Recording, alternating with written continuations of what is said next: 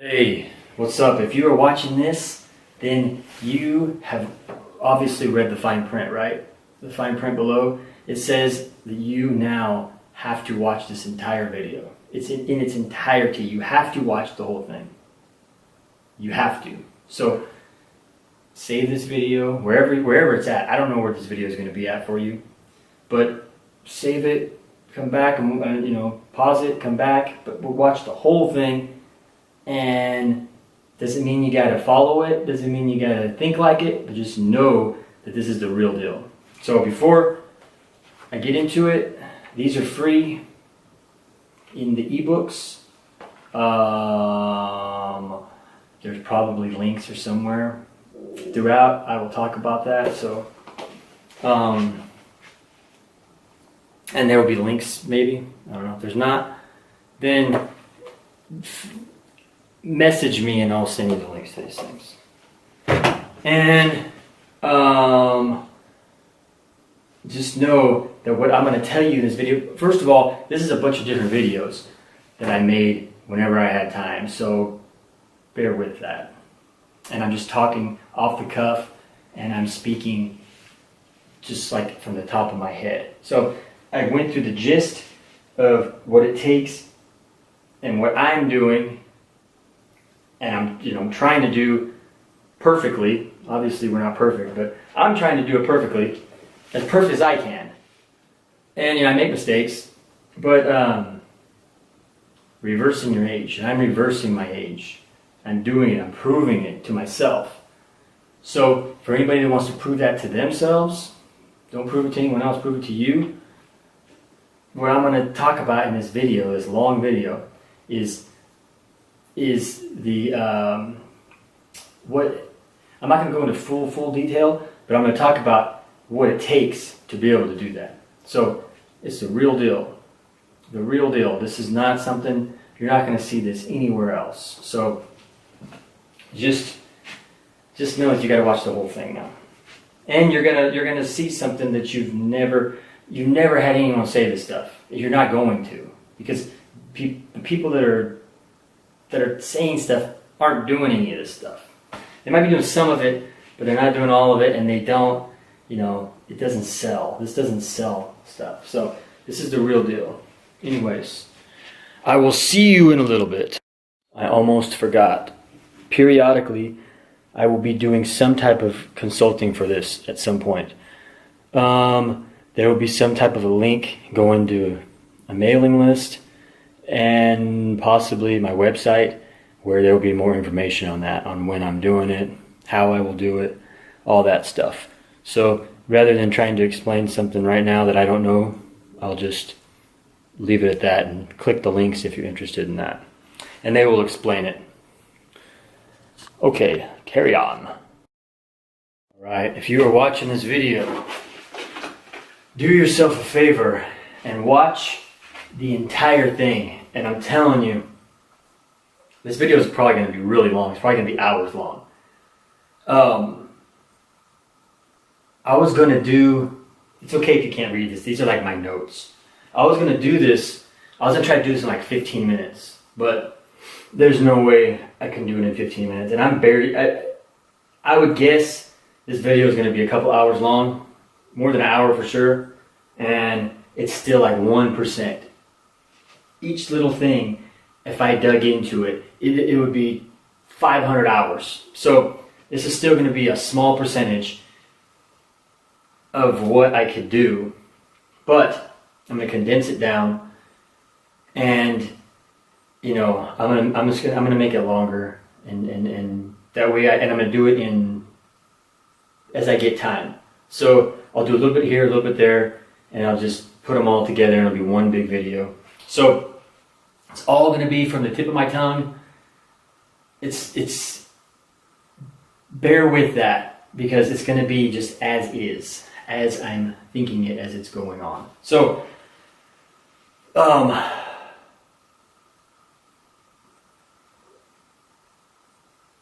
if you're watching this, watch the whole thing. I'm telling you, watch the whole thing, because nobody on the planet says this stuff. Nobody. And anybody who lives like this, nobody really truly is living like this. If they're living, anybody who lives similar to this though, they're not on the internet trying to sell stuff to the masses. They're living in like a throwback time. They're more, they're away from all the distractions that we in the first world have, this technology age we live in. They're not living in this technology age. Anyone who's living something like this, and they also don't know what it is. They don't know how to explain it. They don't understand what it really is. It's just part of what they do. And that's still very few people. And they still don't have the benefits of the first world that we have, which, is technology, information, other things having to do with controlled environment, certain things we can use as tools like with the training and stuff like that. So they don't have those things. So, they're not quite living exactly like what this is right here. And I don't know if you can read that or not. It's okay. I'll read it. I wrote these down for my notes to be able to kind of stick on topic. This right here is how you reverse the sands of time, as I like to call it. I like to use that analogy, and that's reversing your age. So that's what that's reversing your age. This is reversing your age, and I'm telling you right now, I'm living proof of it to myself, and I'm sharing it. I'm sharing it with people. That's all I'm doing. I'm sharing what I'm proving to myself, and I'm doing for myself. And I'm sharing it with people so they can decide if they want to prove it to themselves and do it for themselves. 99.9% of people can't live like this. So out of the people who will watch this over however long this video is up, 99.9% of you will not be able to do this. You still should know about it though, and you still should try. But 99.9% of people will not be able to do it. 0.01% of people will be able to do it. So, I'm just going to say it like it is. So, I just got back from training, so I'm going to do these videos whenever I get time in between things. So I'm going to be, who knows how I'm going to be. Anyways, so let me start off by saying, for people who don't know, we're almost in February. June 3rd, I'm going to turn 42. So, somewhere, let's just say a decade ago, it's rounded off to about a decade, I started becoming, I started trying to, find the secrets to the fountain of youth. I started getting in my 30s, and I started, trying to figure out, okay, what do I need to do? At first, it was just to be, young, to stay young. It ended up becoming what it is now. So in my mid-30s, I started, I just started guinea pigging myself with all kinds of things. I've done everything that there is. Not everything, but I've done a lot of things. Not everything, not just some of the stupid stuff, but I've done a lot of things. Trying to figure out what is the real way to live, trial and error. Somewhere in my late 30s, I started really figuring it out. Somewhere 39, 40-ish, right around there, let's just call it 40, I perfected it, and I kicked it into actual a high gear that I needed to kick it into in order to really reverse my age, and I prove it to myself with my blood work. So my blood work shows my health age, as people like to say, is that of a very, very healthy teenager, and I want to keep it that way. So for me, this is like a life pyramid, right? I don't know if you can see that, but this is like a life pyramid. For me, number one is my natural testosterone that's made inside my testicles. Not something that I shoot up into me or I pop into my mouth as a supplement. my natural testosterone. That when that's high, my everything is good. But in order for that to be high, all this has to be into place. So, if females are watching this, keep watching this because this all applies to you too, just minus the testosterone talk. But all this other stuff applies to you. You don't have to shut it off because you're a female and I just said testosterone. So, I'm going to be 42. My testosterone, my natural testosterone, because of the way that I live, is right around 1,000. My goal is to keep it there as I get every year. Is that gonna, when does it start going down? Well, it went up. My testosterone went up as I started perfecting what I'm doing.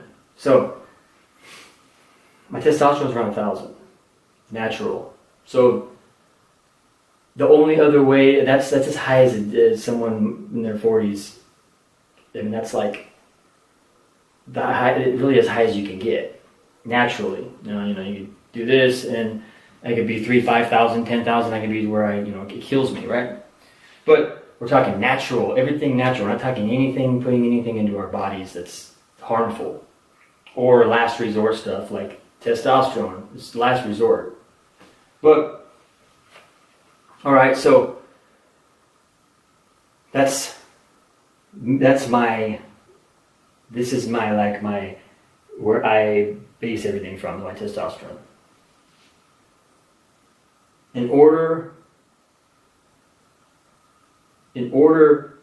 to flip the sands of time every day you gotta do it, every single day. In the morning, the way the analogy I like to use is in the morning, I get up, I flip it over, because it's, it's running out, we're getting older. I fight to flip that thing over. I get it flipped over. I keep it flipped over all day by applying all these things. And then when I go to sleep, it knows that I'm asleep, so it flips itself back over and it starts, aging me again, right? That's the way I like to look at it. I know. If you don't have to look at it that way, I'm just saying. That's the way I like to look at it. Because then every day, and then I got to get up in the morning, it's flipped over again. So now I got to fight with that thing, flip it back over, keep it flipped over, apply these things again. Same thing happens. It's just every day, Groundhog's Day, every day. It's a Groundhog's Day.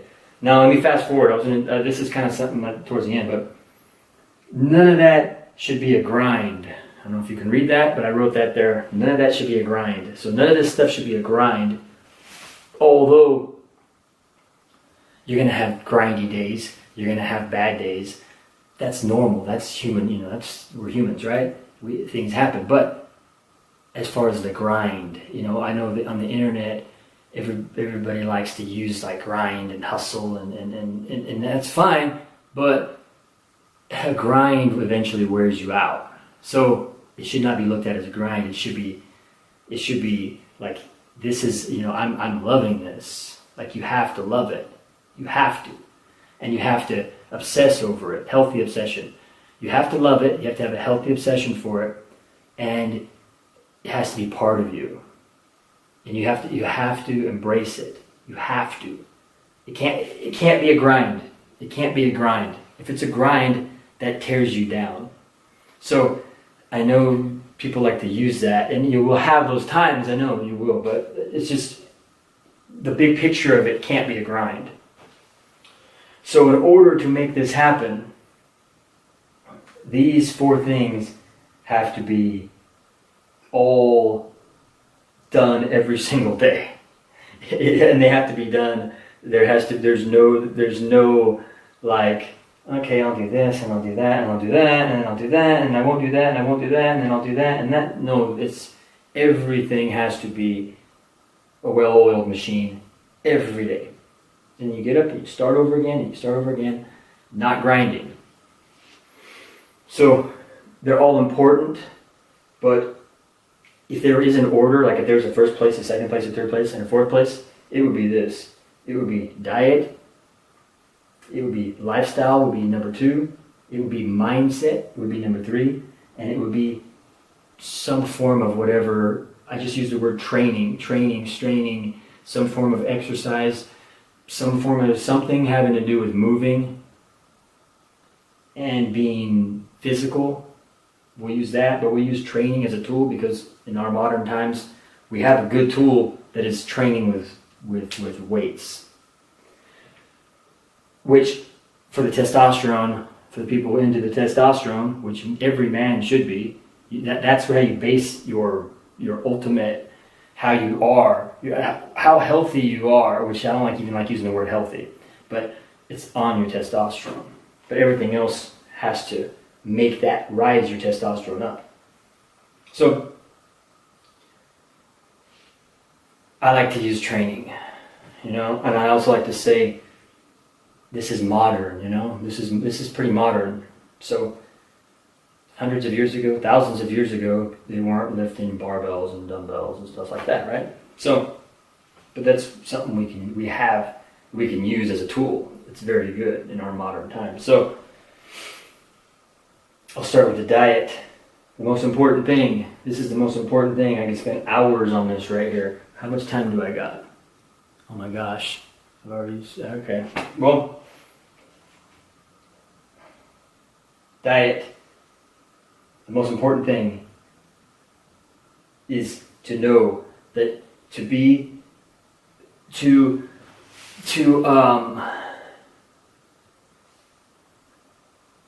ideally, the ultimate goal for the best case scenario is to eat 100% unprocessed foods. Now, right there's the 99.9% of people that can't do that.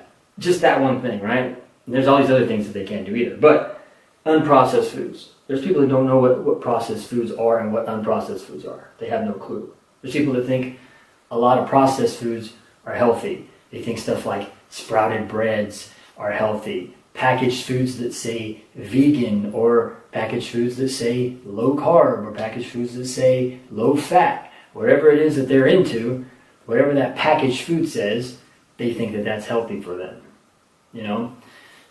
Different types of, packaged, all kinds of stuff. Condiments that say it's this or that or this or that. All that's healthy because it says it, right? All processed foods, doesn't matter what it is. If it's sprouted bread, it's unhealthy for you.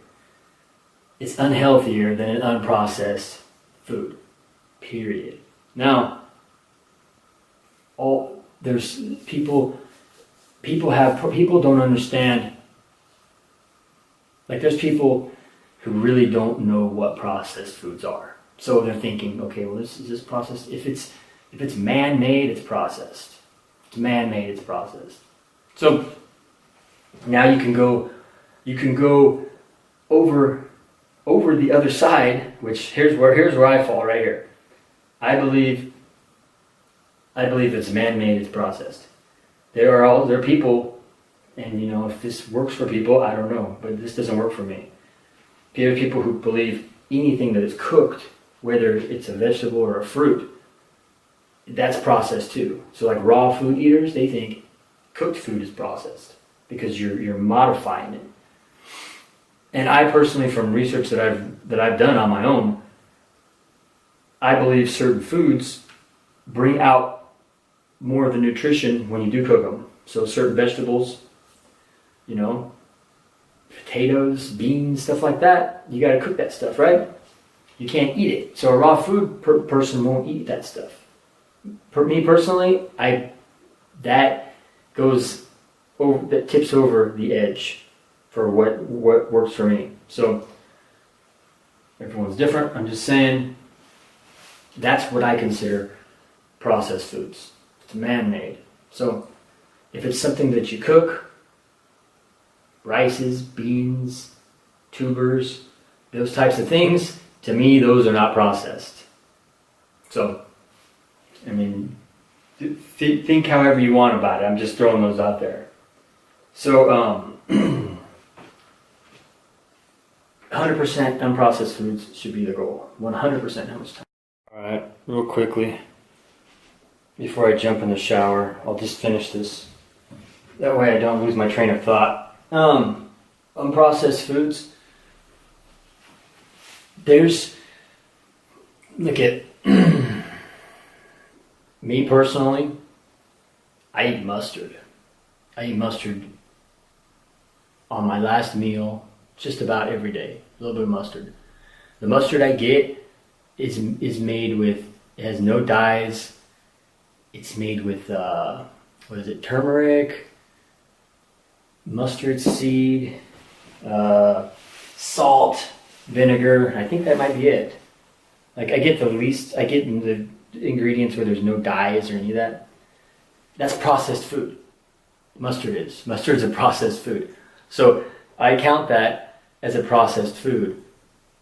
Do I need it? No. Why do I just like the taste of mustard. So am I eating processed food? Yes, I eat mustard. Now, every now and then, do I add something else in there? Like just the other day, I was at my family's and they were making homemade tortillas. I ate 3 homemade tortillas. That's processed. So you gotta be tough on yourself, and you gotta tell yourself, you set yourself back when you do that.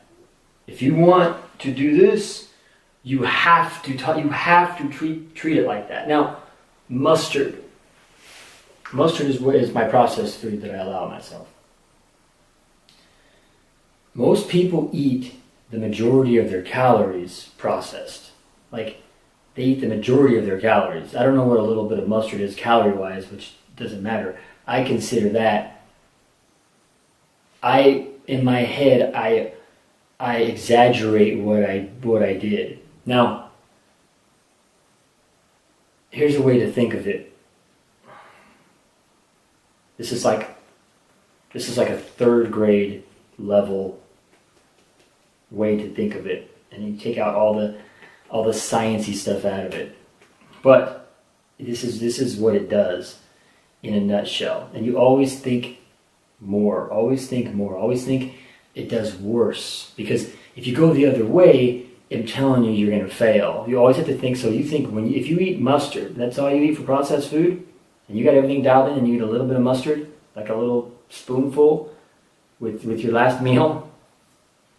If you think if you act like that mustard is damaging your body, you're going to be better off than if you eat 5 donuts, 8 slices of bread, 12 tortillas, all kinds of fat that your body doesn't need,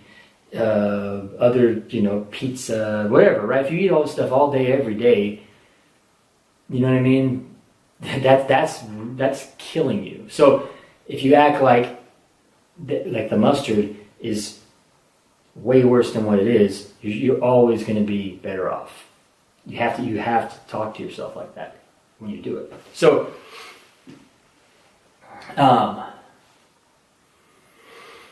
when you eat, and this is true right here. When you eat processed foods, you got to look at it like it's replacing the absorption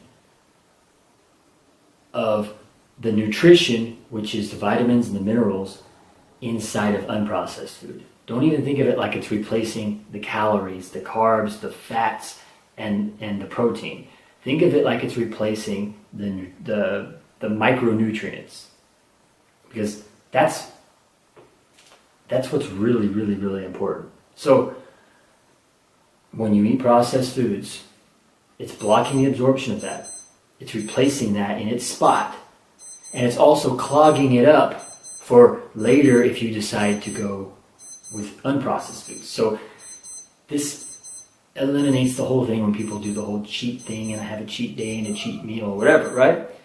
If you're eating garbage, if you put good food in behind it, it's just gonna clog up the absorption of that food.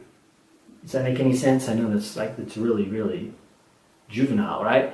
That's how you got to think of it. And that's what it does inside of us. And people can just do that every day, because your body doesn't want processed foods. It doesn't want it.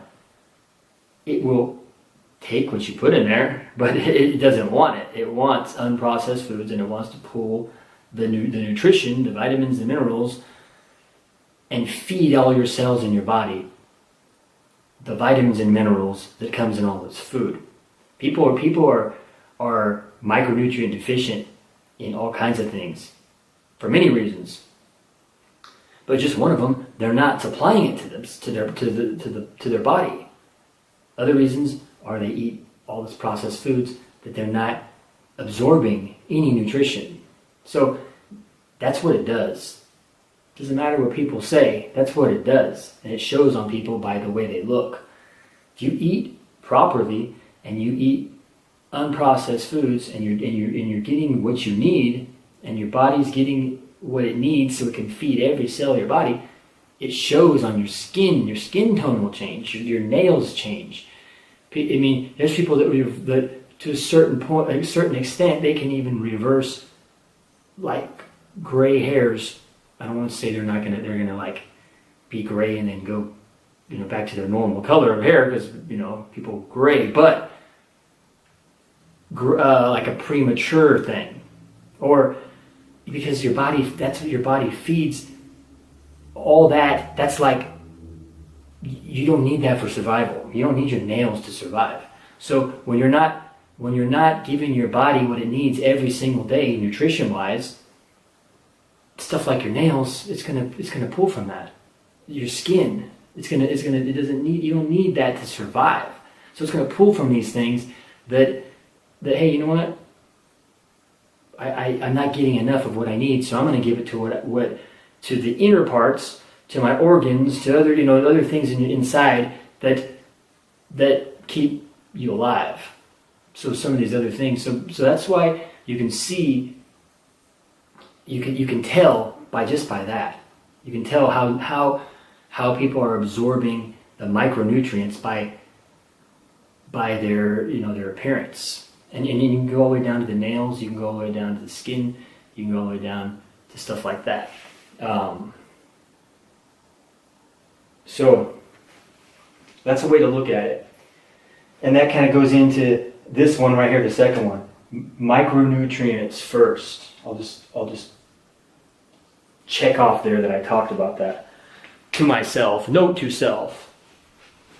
Anyways, micronutrients first. That's how you want to think to eat. Every single diet and thing on the internet is getting people thinking of they're putting like carbs versus fats, right?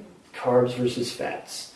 So they're making people think if it's unprocessed foods and you eat, you worry about your micronutrients, all of it, especially, I don't say especially, but people forget electrolytes, which is so important, man. People are deficient. People are deficient who eat however they eat in potassium. A lot of people are deficient in potassium. Not necessarily sodium, but they're getting their sodium from garbage, right? If you eat unprocessed foods, you need to add sodium by salt into your life. You do not need to take it out. You need to add it in because you will not get enough sodium with eating unprocessed foods. So I'll get into that later, but the potassium, something when you're trying to find out your foods you need to eat foods with high potassium because people don't get enough potassium. All the other electrolytes, they go along for the ride, so you don't have to necessarily worry about I need to eat foods and high magnesium. You don't need to worry about that because the foods with the high potassium are going to cover everything else other than the sodium. Sodium, you need to add in sodium. So I'll get into that later, but that's eating unprocessed foods. All that happens. If you're eating for your micronutrients first, now you're eating for your vitamins and your minerals. You're figuring out, hey, what do I need to get? What is this? So you're eating foods that are high in vitamins and minerals, which is going to make you eat lots of fruits and lots of vegetables. That's just what it's going to do. So that's the way you think about it. Doesn't mean you don't worry about the carbs, the fats, and the protein, but that all falls into place. It all falls into place. The next one, let me just go into this one. How much time do I got? No fad diets. It's all part of it. It's all the same thing. The fad diets get you thinking about the calories, the carbs, the protein, the fats. Oh, I need this, I need to eat no carb, and I need to run on fats. I need to, I need to eat high protein. I need, you know what? All that stuff is a bunch of garbage. It's all a bunch of garbage. A lot of the stuff that people are trying to do that are moderately healthy, they're trying to do things that are really designed for people who are really, really, really unhealthy, and they should be monitored by doctors if they're doing like some of this like no carb stuff. It's stupid. It's stupid for healthy people to be doing. It's stupid. And if you want to reverse your age, it's really stupid because you need to be eating lots of fruits. You need to be eating lots of fruits. You don't necessarily need to be eating other things, but fruits is a must. Because you're eating for micronutrients. You're eating for your micronutrients. So once you start doing it, you're going to realize and you're going to find for yourself that fruits are something that you're going to have to be eating a lot of for the micronutrients. And your carbs, your calories fall into there. They fall into place. But there's only so much vegetables that you're going to eat. And you're not going to run on the vegetables. Vegetables are great. Eat a lot of vegetables, but you're not going to run. The fuel isn't coming from the vegetables. Fuel is going to be coming from your calories, but the micronutrients are going to be coming from the vegetables that you want to add in to your calories.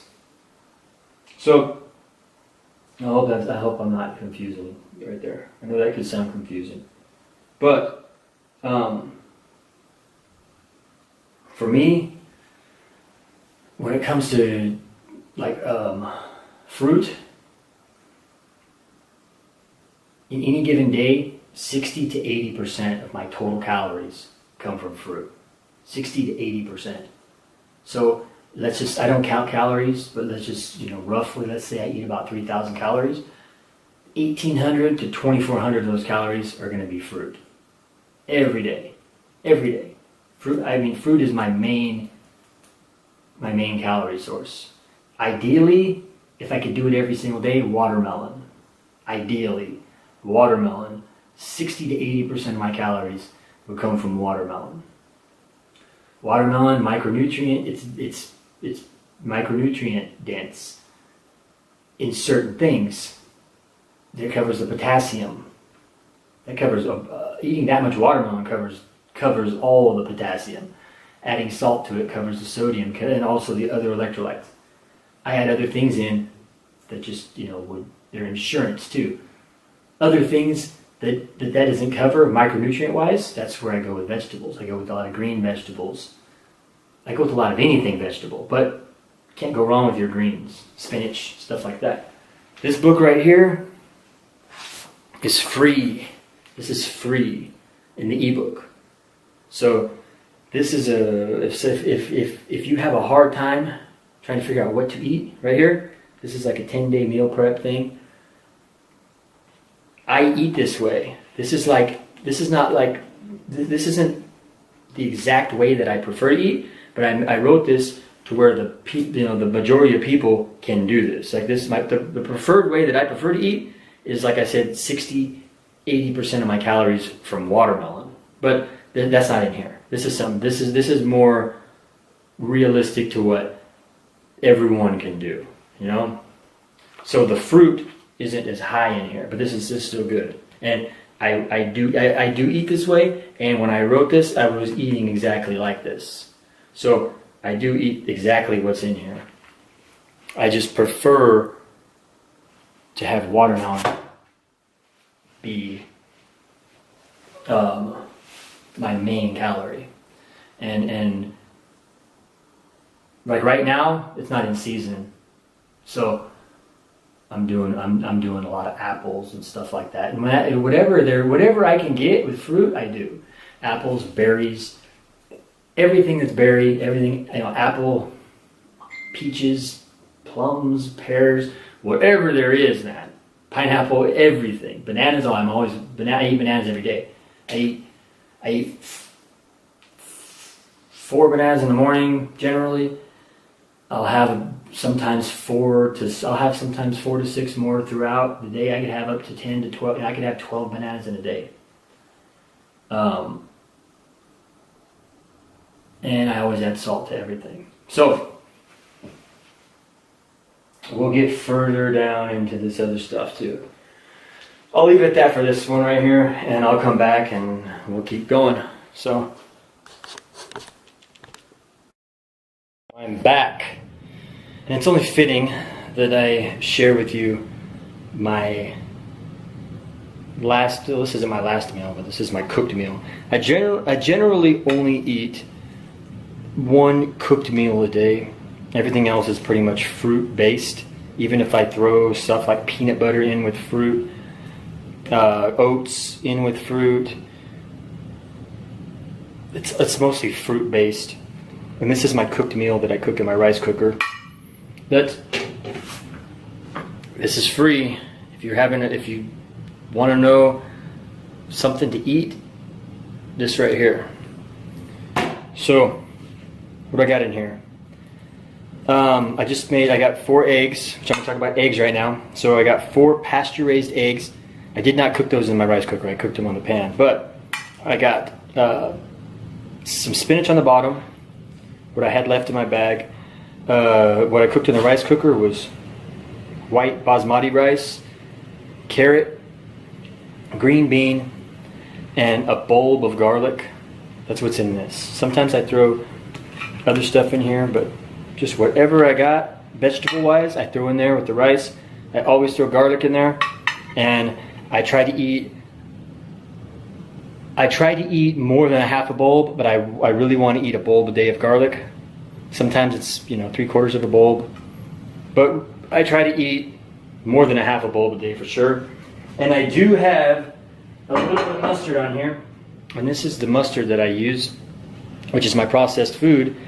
And here's the ingredients: organic vinegar, water, mustard seed, salt, turmeric, and paprika.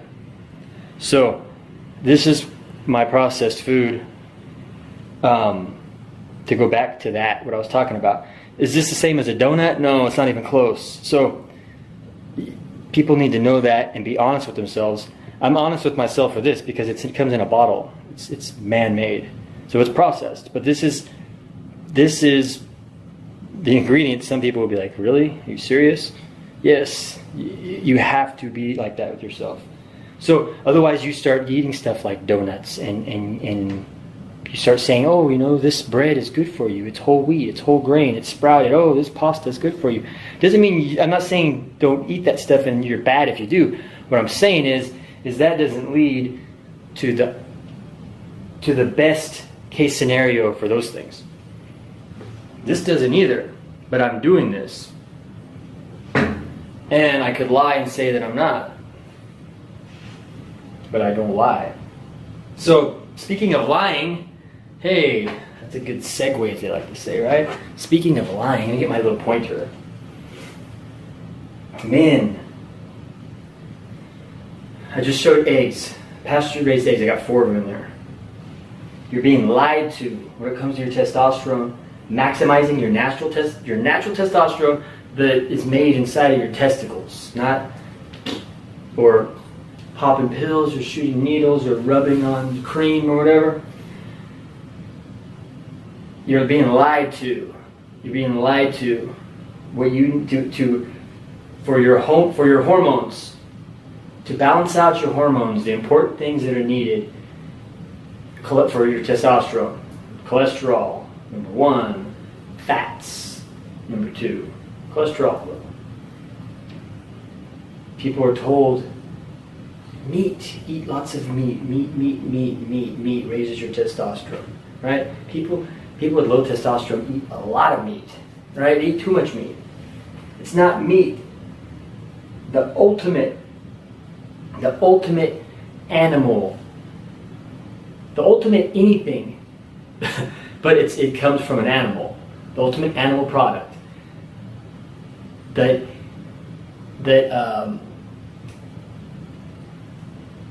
supports maximizing your testosterone. And then I said support it because some people do think, oh, if I just eat this, then that's when no, it's supporting it. All this has to be done. But eggs, whole eggs, and the yolks, not the whites, the yolks. The good stuff is in the yolks.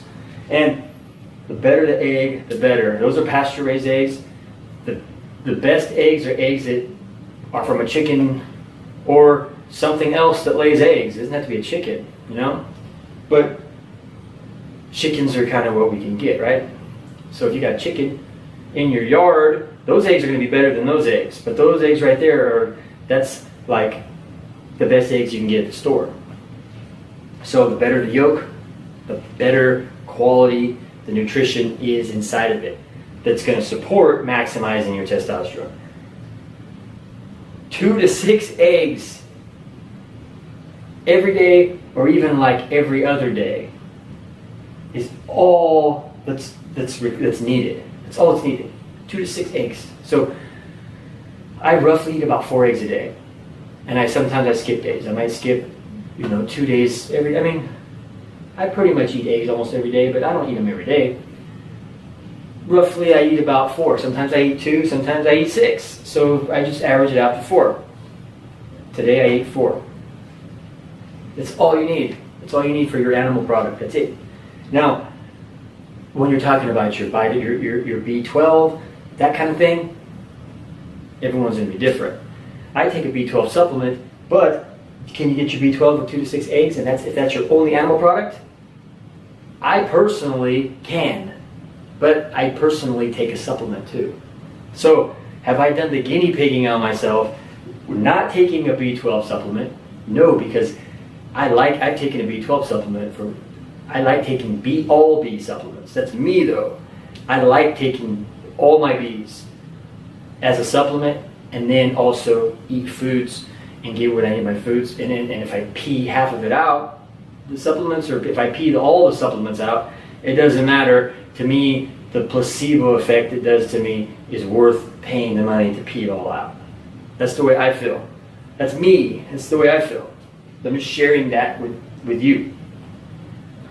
So, but when it comes to the cholesterol and the animal product fat to maximize your testosterone, your natural testosterone that's in here, 2 to 6 eggs.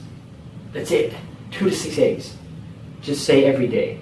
That's it. You don't need to eat pounds and pounds of meat and fatty meat and bacon and things that these people do. They're lying to people. They're lying. And the people that promote that, most of them are on testosterone replacement therapy. Talking about, meat is a man's, high testosterone diet and this and that. Most of those people are on testosterone replacement therapy. To get to where I'm at in my 40s without anything. So I'm telling you, from my own guinea pigging for years, it took me years to figure this out. Years. It took me years to figure this out. On my own damn self. So I went vegan in 2015. I went plant-based vegan. I ate better than 99% of vegans eat. I ate very similar to the way I eat right now, just without the eggs, without the animal product. I did have vegan junk, which is like vegan cookies and vegan those little vegan things that people think are healthy. They're not healthy for you. But I did have that stuff when I was doing that. But I ate very plant-based. That was like desserty type things. That whole year I went vegan for 1 year. My testosterone, let's just say it didn't go low, but it's not 1,000. Let's just say that. It was, I forgot what it ended up being. I got the paper. I don't want to say. I want to say somewhere between 650. I want to say under 700. It's somewhere around there. Somewhere around 700, which isn't low, but it's not 1,000. And this was how many years ago? 4 years ago. So I was younger, 4 years younger. So I guinea pigged myself with that, and I put my own body on the line to find this out for myself. So, and now I can share it with people. I went plant-based vegan. I did it very, very properly. I also supplemented the bees like I always do, and I did before. Bees I've always supplemented, B12 especially. Look at my time. So I did that. I wasn't even really worried. It wasn't about the testosterone thing for me. It was about me trying to see if I can live without eating animal. You know, animal anything. And I'm still like that. That's me personally. I believe in that, and I want to respect the animals. You know, even the eggs and stuff. I also will throw in occasional like oyster. I'll throw in occasional oyster. That's also good. It's second to eggs. Oysters are, but you can't. Oysters they're contaminated. So the waters, you can't eat oysters every day. So this is like every month, maybe twice a month. Throw in some oysters, which oysters are good. They're good. They're second to eggs. If oysters weren't contaminated, they might even be equal. But I will also, so that's second, throw in a little oyster. Third, I will throw in a fatty salmon, which I do not need any of those two things. All right, I am back, and I hope you're still here. Are you still here? Watch this whole thing. You promised me when you click this that you would watch this entire thing. Let me turn this light on. Put my apples right here. That way you can. Oh, you can't even see them. Oh man! All right, where was I at?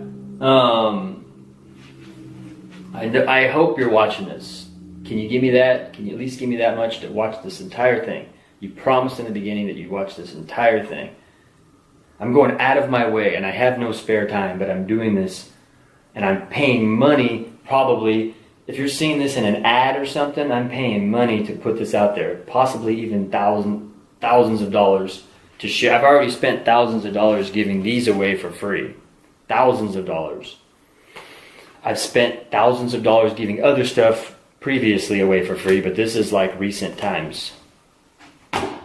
So this is all free, and I'm going out of my way, and I'm going against what I believe in. I'm going against what I believe in business-wise. I'm going against what I believe in this too, because although I can handle it, but this doing stuff like this can take away from my own obsession. So I going into it, I know how to handle that though. So where I was at, I wanted to say, I'm gonna use this video to say, I was talking about fruits and vegetables, I think, in the other one. Hopefully I put these in order. I read before, this is a good way to think about it. I read somewhere that think of fruits like vitamins, think of vegetables like minerals. So vitamins and minerals, fruits, vitamins, vegetables, minerals. Not that fruits don't have minerals and vegetables don't have vitamins, but that's kind of like a good way to think of them. Hey, I'm getting my vitamins in fruits, I'm getting my minerals in vegetables. Kind of makes people eat both of them, but I add to it to think of fruits like a fuel source also. And we're in here, I put a little chapter in here about the fruits are like, as far as just fuel, as far as food goes, fruits are going to be the best bang for the buck, I guess you say that. But for fuel, as far as fuel goes, like just nothing but fuel, that doesn't have the nutrition though, the best fuel source is like a good white rice. White rice, not brown rice, but white rice, just for pure fuel. I just threw that in there. It's not, nutritionally though, it's not equal to what fruit is. But there's, white rice, a good white rice is a better fuel source only than anything. And some people might say, well, what about like pasta? Pasta's processed.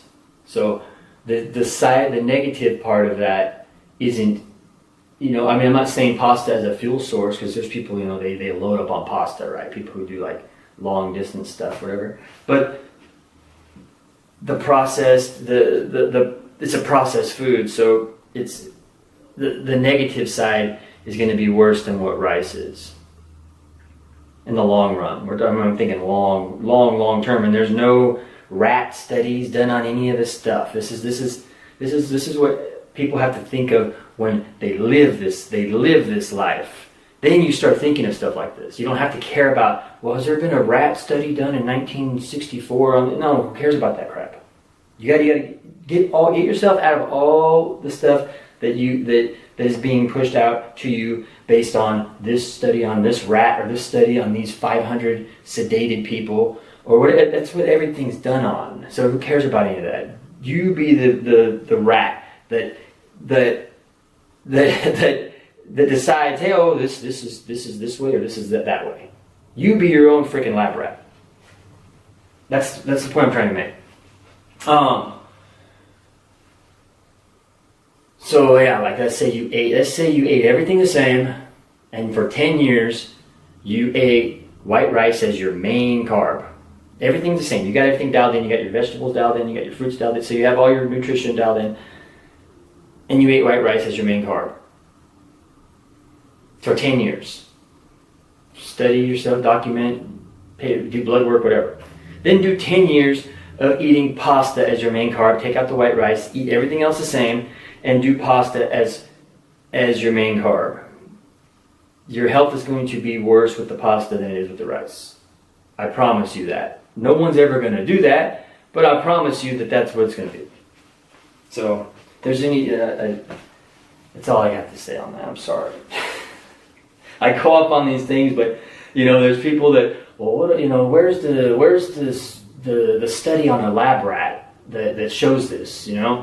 Like, who cares about that? Who cares about that? Who cares about studies on 200 people who sit down on their couch? Because that's who they do the stuff on. So, anyways, I'm in one of those moods. What was I talking about? So, all right, the fruits and vegetables. That's a good way to look at that. And I was saying in the other video. I want to say this in this one. How much time do I have? I want to say this in this one. I was saying ideally. I was talking about this, and what's in here is for more people. Everyone can follow something like this. My ideal way of eating, not everyone's going to do, because it involves a lot of watermelon. Like watermelon would be like my main. It would be my main calorie for the day, every day. Maybe skip a couple days every now and then, really. But I would when there's watermelon, I eat watermelon every day.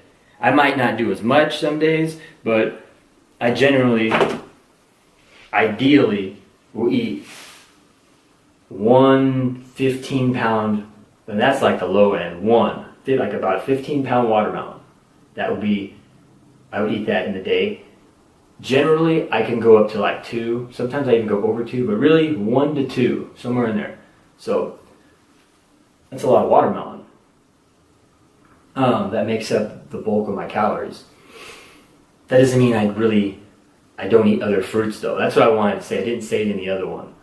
It doesn't mean I don't eat other fruits, because ideally, here's my perfect case scenario meal plan for the day. This is perfect for me. When I wake up, I always have dried oats with some type of a berry. Generally it's blueberries or blackberries, but sometimes it's raspberries or strawberry, whatever. Some type of a berry, but generally it's blueberries or blackberries. Oats, berry, and then in there I add sea salt, cayenne pepper, and a little bit of powdered vitamin C. Put a little water on it. I eat that first, and then however hungry I am, I eat bananas. So I generally eat like 2 to 4 bananas. That's pretty much average, 2 to 4 bananas. That's every day. So that's like I'm getting in berries and I'm getting in bananas. Then after that, it's ideally, in a perfect case scenario, it's watermelon, watermelon, watermelon. There's not necessarily like meals. It's just like watermelon, watermelon, watermelon, all the way up with salt. I salt the watermelon, sometimes cayenne pepper on top of it. All the way until it's time for me to go and train. That's later at night. So I'm watermelon, watermelon, watermelon, watermelon. And then, and there's no set. There's no like, hey, I'm going to eat one, I'm going to eat 1 to 2. That's just whatever I feel like eating in between there. And then after I get back from the gym, I will do, if I'm not going to eat my cooked meal till later, I'll do a couple more bananas, maybe even 4 with salt on them. Maybe even some natural peanut butter. Possibly earlier I really don't do peanut butter earlier unless I need it, but this is ideal with just watermelon through, until then.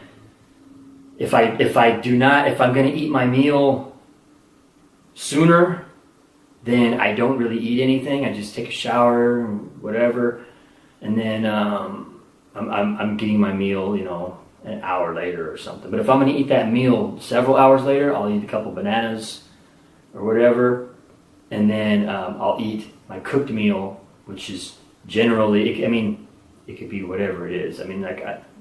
Generally rice, potatoes, beans are in there somewhere. Mostly it starts off with rice, then I go with potatoes too, yams, stuff like that, and then the beans are like the third kind of thing that I throw in there, with eggs and all kinds of vegetables, unlimited vegetables.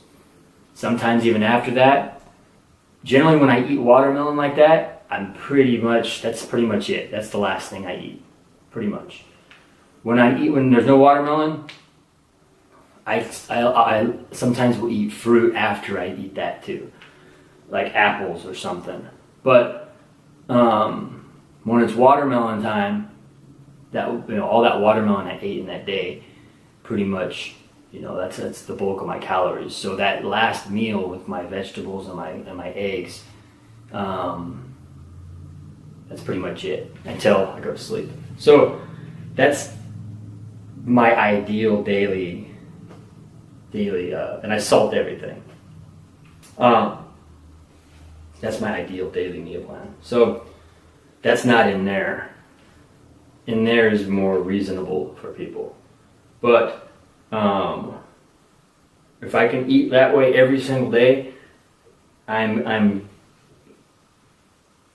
progressing more for me than if I'm eating that way. But if I eat that way, that's still good too. So I'll shut this one off and I'll do another one. I gotta eat my freaking food. So my apples. Did I say freaking? Sorry. Anyways, I will see you in a bit. Alright, I'm back. And, okay, we were talking about eggs. We already did that. 2 to 6 eggs, that's all that's needed. I'm not saying don't eat meat. What I'm saying is that's a lie. All the talk about eating all this high fat stuff and and meat, pounds of meat a day and all that, that's a lie. For your hormones, 2 to 6 eggs is what's needed to maximize the testosterone. If everything else is good. It says, does it say sodium and potassium? eat potassium, high potassium foods, because people are deficient in potassium for sure. People who eat a lot of processed foods, they're not really deficient in sodium, but the whole sodium thing, that's all myth too. Me personally, this is me personally. My potassium, I like to be above 5,400 milligrams. So it doesn't matter what, as long as that's what my minimum is. I've already worked it out to where whatever I eat, I'm getting more than that. And my sodium, I add salt to all my food, I don't count it. But I figured it out at one point to where I like to be over 5,000 milligrams. Recommended, what's recommended for potassium is generally like 3,500 to 4,700. That's the kind of the numbers that you'll see. And for sodium, 2,500. But those don't apply to me. That's me.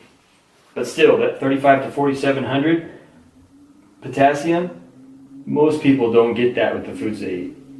So they're deficient in potassium. Eat more fruit, less animal. I'm not trying to say don't eat animal. I'm not trying to say be vegan, because I don't necessarily think vegan is the way to go. I tried it, I did it for a year, and it's not the way for me to go. But eating plant-based is, and eating more fruit. Fruit has been demonized, and for perfectly healthy people, I don't know why, and I get it, because that's what people are selling to people. But I mean, there's people flat out telling people just some absolute nonsense, man, when it comes to fruit. And like I said, the majority of my calories come from fruit. The majority of my calories. So, and I've never, that's the best that I, like that's at my peak performance is when my fruit is the majority of my calories. And I've tried all kinds of different ways of eating. But yeah, there's even people, there's one I'm thinking of in particular, I'm not going to say the name, but a guy in his 20s, I seen an infomercial of his on the internet. The guy is in his 20s, he's on steroids, he's promoting ketogenic, intermittent fasting, stuff like that. And on his commercial, he's talking about how one banana is bad for you. Like one banana. Telling people, don't eat, it's not worth the nutrition in the banana for the carbs that you get with the freaking banana. And then he goes off to tell people, I have this supplement that's a vitamin supplement, and take my vitamin supplement anyways, right? But still, it's like one banana? Are you serious? I have 4 bananas in the morning, and I have, sometimes 12 bananas a day. I can eat oftentimes 2 big 15-pound watermelons in one day with 4 bananas in the morning, more fruit. I mean, it's insane, man. That's wrong. It's wrong. And anybody who's, and this guy I'm thinking of, he's on steroids too. He's on steroids to look like he's in shape. Like so many people are. So many people who talk about fitness and health and all this whole internet version of it, they're on stuff from women to young men to old men. So just throwing that out there. I'm just saying it the way it is. That's the way it is. So I'm keeping this video true to myself. And there's a lot of people, they might not like that, but I'm telling you that's the way it is. So that's like a gist of that. I think I covered that pretty good. But if I have to go back later, and then I'll do that, whatever. But I think I covered most of that stuff pretty good. And supplements, let's see. What else do I got here? I take supplements, blood work, figure out your supplements that you need by your blood work, if you need them. But everything should be, food is more important. Food is more important than anything. Supplements I take are like, I'm fine. I take B's, all the B's. I take vitamin C powder. I do take D, and that's pretty much it. But I'm fine with like B's and C. I'm fine if I'm just peeing all that out. You know, like if that's what I'm really doing, I'm fine with just wasting that money. It's not hurting me. I'm not like taking toxic levels of it. It's just kind of like it's just what I do. But ideally, food is what you want. And then with D, sun, which I'll talk about that in one of these other ones. But the next one, sun is where you want your D from, if you can possibly get it. Anyways, so I'll just go into the next one. How much time do I got on this one? I got a few of these. All right. So then I'll go into the lifestyle. So that was diet. Pretty much covered the gist of that. The lifestyle. This is going to be, this right here, man. This is tough for people. Stresses, dead weight, which could be people, balls and chains, stuff that that drags you down, distractions, bad habits, your routines, all these different things. There's going to be people who aren't willing to have that conversation with themselves. They're not willing to like do a complete overhaul in their life. And every single person, everybody, we all can have times when we need to like kind of clean out the closet type of moments. You know what I mean? All of us do, and we all should periodically. Even if you think like, hey man, I'm on this, I'm on the right track and everything. There's always still going to be things that are going to weigh us down and cling to us and distract us and just slow us down from our ultimate goal. So that is so hard to do. And a lot of the stuff, some stuff we can't, they matter, but we can't do anything about it really. Like we're talking like with jobs, if you have responsibilities like family and stuff like that.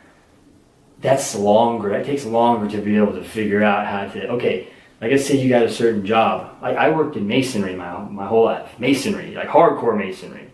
It destroys you. Like I got ulnar nerve damage in both sides that I have to deal with for the rest of my life because of that. So, also it's a brutal trade. I don't do it anymore. I haven't done it for years. I work for myself now, but I had to get out of that. But if I have to go back into it, how am I going to, that's the only skill that I have in the real world. I had an 8th grade education. That's my last grade I went to. I had an 8th grade education. I don't have college. I don't have anything like that.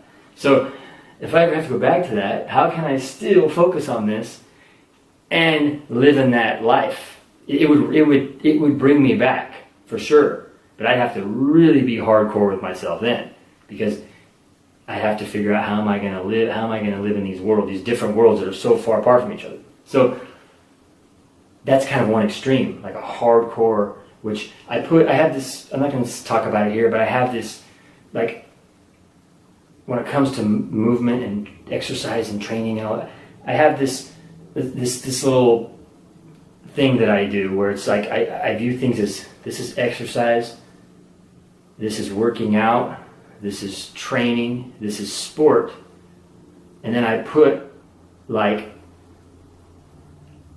an asterisk on sport, which I consider like a hardcore manual labor, the same thing as a sport as far as what it does to your body, the damage it does to your body. Sport damages your body.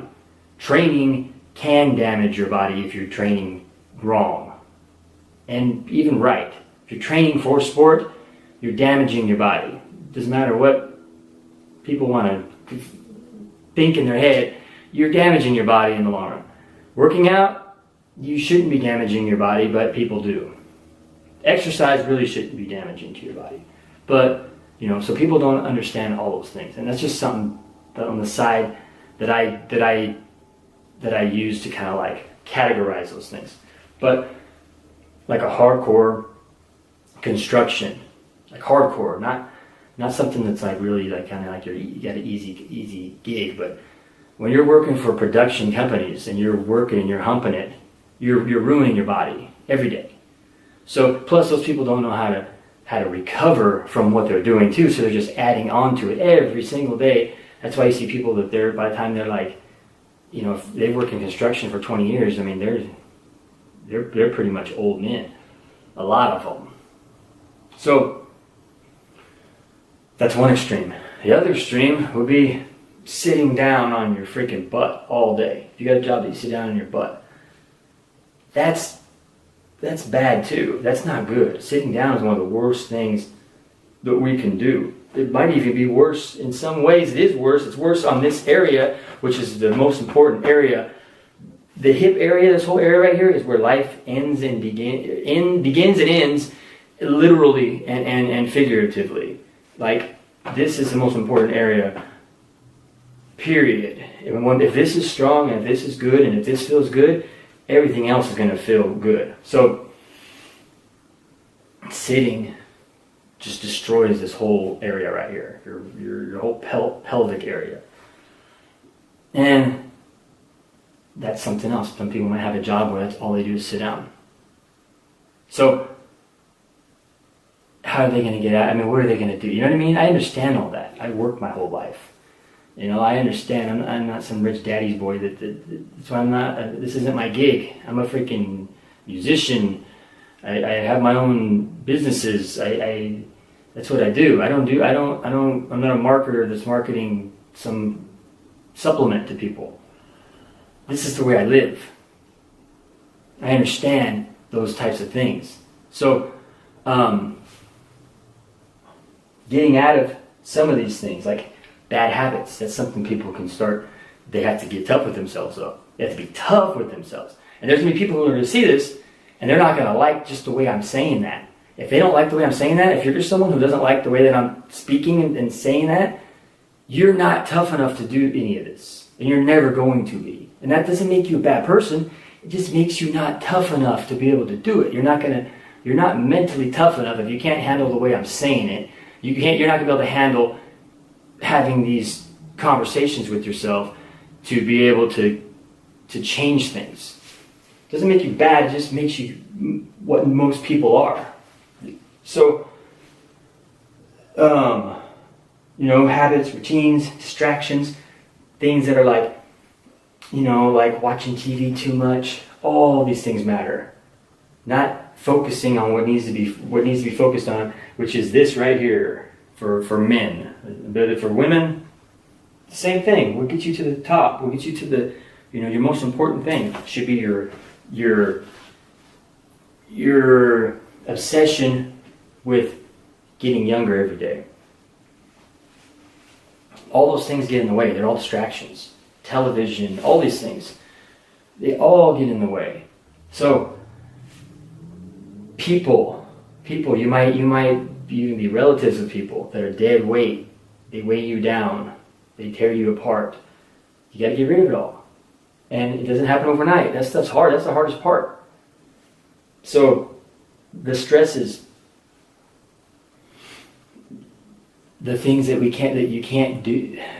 A lot of things you can change, but there are things that the world puts on us. Like we got to pay bills. We got to make money. You have to, or else you don't. Or else you don't. That's it. You know what I mean? So you have to figure out how to deal with those ones, and don't put your head in the sand and act like they're not there. That's all mental toughness, man. It's all part of it. It all has to be started at some point and never stops. That's why I'll go back to nothing should be a grind. Because see, that can all grind you down. Nothing should be a grind. Am I putting this stuff together? Okay, I know I'm all over the place, but it all intertwines. Everything intertwines. So, I'll stop it there and I'll come back and I'll do the next one. Alright, I'm back. I'm back and we're on vitamin D, which is a hormone. Think of vitamin D as the sun. Think of the sun as vitamin D. They're one. That's the best source of vitamin D. Vitamin D works hand in hand with your natural testosterone being as high as possible. If your vitamin D is as high, your natural testosterone for men is going to be high. Also, your mood, you're not going to get sick as much. I'm not saying you won't get sick, but I'm saying you're not going to get sick as much the higher your vitamin D is. This was a handful of years ago, when I first tested my vitamin D. It was like 50, it was like 50, mid-50s, 56 or something. Which, it's not considered like super great, but it's not considered, bad. And two doctors, both of them told me, they said, hey, you can get your vitamin D up as close to 100 as possible. Both of them told me that. So I said, all right, that's what I'm going to do. And that's what I did. And now I'm at 100. Matter of fact, when I tested last time, I was a little bit over 100. So, not dangerously over 100, but I was a little bit over 100. So 100 is where I want to be. And that's where I feel good. And that's why that's one reason why my testosterone's high. Also, I don't get sick, but keeping my vitamin D at right around 100 that's where everything starts feeling good for me. So that's important with your testosterone and getting it from the sun. So, and you can look all that stuff up. You can look up all the damn vitamin D, what levels you should be. I mean, look all that up on your own. But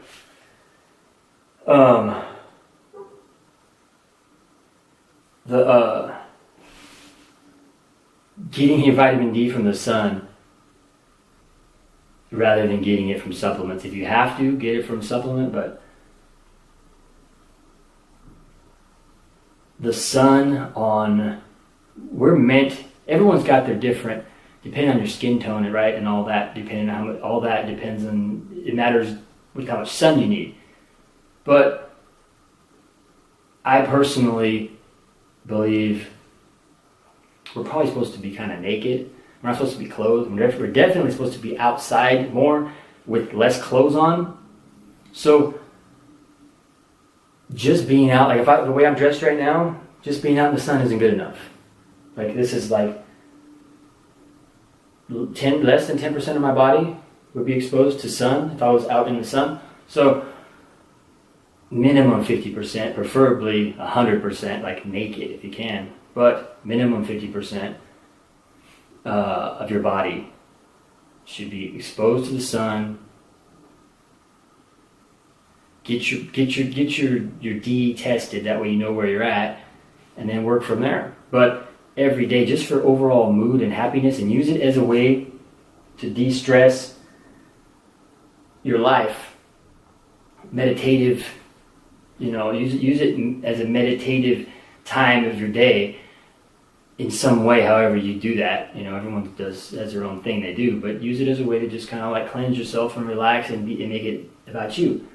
For me personally, I really, really thrive on sun every day, like a good hour. If I can get a good hour of sun directly on 50 to 75% of my body, like if I'm just wearing shorts, and I can have sun on that, most of my body for an hour a day, good sun too, high sun, no clouds.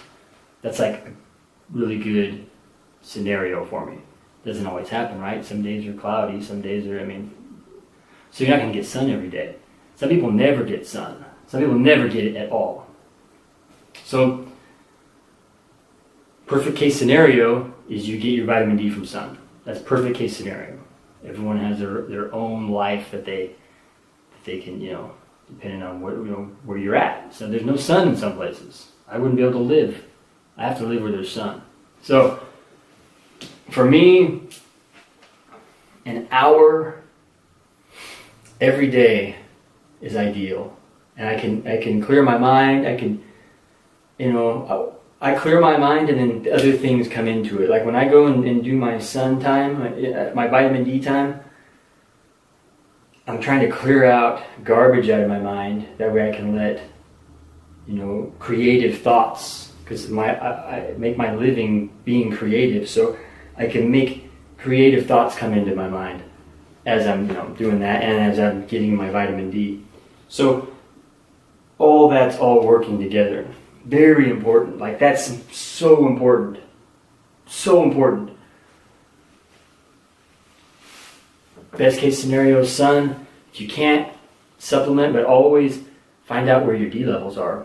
A lot of people are probably in that 50 something range, and that's considered okay. But really, 2 doctors told me you get it up to 100, and I'm like, all right, that's what I'm going to do.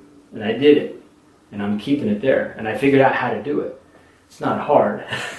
Get your body in the sun every day. That's better than the supplement. I've done it with a supplement too. I don't go up that high with this, just a supplement. And so, sun is better. Also, just for the overall sense of well-being, like it rejuvenates me. It makes me feel peaceful.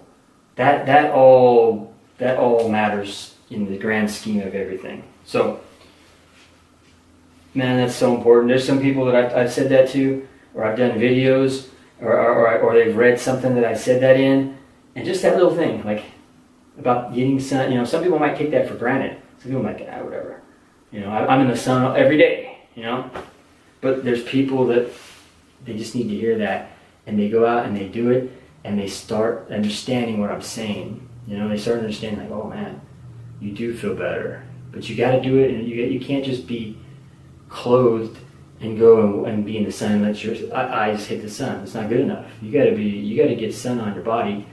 Everyone's different. People who are really, really white, and they obviously can't be in the sun as much as someone who's darker, right? So everyone's different. So sun, another thing, part of the lifestyle, put yourself first. That's hard for people to do too. Put yourself first over everything. If you have children, it sounds weird, but if you're not at your best, how are you going to help the people that you care about? So you got to put yourself first and do things like this to be able to help the people that you care about. You got to come first, not even your children. Doesn't mean you leave your children, stranded in a hot vehicle. I'm not saying that. What I'm saying is that you come first, lead by example to people who you want to lead. Maybe you don't want to lead anyone. I don't want to lead anyone, but people can see and go, oh, I can see what he's doing. I'm not a leader. I'm a lone wolf, do my own thing. I'm not a leader. So, but I do want people to benefit from what I do for myself. I put myself first in order so that way I can help the people who are in my little inner circle. And that's what I say everyone should do. So that is what that is. It makes you better. If you want other people to see what your transformation or whatever, and kind of like, you still should not be trying to help other people as far as like, you can't make people do anything, you just, that saying, like, you can lead a horse to water or whatever, that makes sense. You can't help people because they'll drag you down. You go back up to the dead weight and the distractions and all that stuff, that's what people will do. Doesn't mean you don't care about them. Just do your thing, head down, move and keep going. People will see that who want to follow that, and that's that's how it's got to be. Otherwise, they're gonna pull you down. Doesn't make you bad for thinking like that. There's a lot of people that have a hard time with that. So, all right, I'll be back for another one. Okay, I'm back. And you know what? I think my camera cut off to go backwards a little bit when I was talking about that I add in oysters and the occasional like fatty salmon. So eggs, if we're just purely talking, even for protein though, but I think of it more like hormone balance. That's how I think of it. So I'm looking at the cholesterol and the fats. Eggs is still the best bet. The second would be like a fatty, like a salmon, which in my opinion, a fatty salmon though, with the skin on. Not the fat cut off and just the protein. So whenever I do that, I get a salmon with a lot of fat on it and the skin on it. The thing is that, you know, polluted waters and all that, so I don't necessarily know if it's really good to be eating fish like all the time, you know? So mixing stuff up at very, very, very least, right? But I'll add in like I try not to eat animals. So that's kind of like my last thing that I'll throw in. When I do, it's like a shellfish. So I try to eat something that doesn't have eyes, you know, faces, a brain, that type of thing. So for what I'm eating for, oysters are kind of like my best thing to go to. So for a man, if your testosterone's number one, oysters are going to be the second best. But really, for hormones, it's like a salmon, a good salmon, the fat would be second over that. Hopefully, I don't know if that cut off when I was saying that. But the eggs are still, like, as far as protein goes, the bioavailability is highest in cooked eggs over anything. So that's over everything that's an animal. So anyways, just throw that in there. And I left off on talking about sitting and stuff like that, lifestyle, de-stressing. But sitting, I had a note here for sitting, and I talked about it earlier, I think, and then I'm going to talk about it again. But sitting down, look, if you notice, I don't sit down. That's why I can't do anything that requires me to sit down for hours. And you know, if I were to do this, try to be all professional and stare at the camera straight, and you know, it's not going to work. Sitting down, I can't do it. So I make my full living on a computer. I'm on the computer for hours and hours. I stand up the whole time. I've been standing up for years. When I first started making my living on the computer, I was sitting down, and then I was like, I gotta stop this. This was years ago, and so I just set up myself to where I stand up, and I use boxes. I use cardboard boxes. I'm not buying some fancy special made table or something, but that's what I do. And I've talked to a lot of people who they say they can't stand up. Like, they have a job and they have to sit down for hours, and what that's doing, it's detrimental to our lives, man. I'm telling you right now. So that goes up to the whole thing about we were talking about earlier, stresses, routines, these types of things that it's hard to, like, it takes a while. Like, if you got a job where you sit down for 8-10 hours a day, I mean, what are you going to do? You're going to try to get another job that you sit down for 8 to 10 hours a day? What do? You have to pay your bills, you have to live, right? what you do is your ultimate goal is to get out of that. But you don't let that grind you out. You don't let that wear you out. You deal with it. But in your training, now you're really fixated, even though you should be anyways, but you're really fixated on this area of your body and trying to reverse as much as possible the damage that is being done to you when you sit down for hours and hours every day. You're never going to reverse it, but you can reverse some of it, and it's always going to tear you down, and it's going to make you. It's going to tear you down before you need to be torn down. Bottom line, it's going to. Sitting is like one of the worst things the people in our culture do. We sit for way too long. We should be sitting down to rest from standing up and moving and doing things, rather than standing up to rest to stretch or whatever, from sitting down. That's what people do. They sit down and then they get up and then they have to stretch because they're all creaking at the joints from sitting down too much, right? So sitting, man. If you have like I work from here, so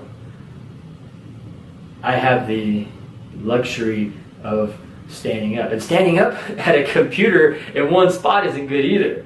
That's not good either. To stand up like this in one spot and to be like this, it's not good for your hips and your knees and your ankles either. So what are you going to do? I do certain stretches, like hip stretches, throughout my day. When I'm on the computer for hours, every so often, multiple times in the day, I'm on the ground doing my certain types of stretches that make me feel good. So that's a big focus for me. And we're not meant to be standing in one spot, and we're not meant to be sitting down. We're meant to be moving. And when we rest, we lay down. That kind of stuff.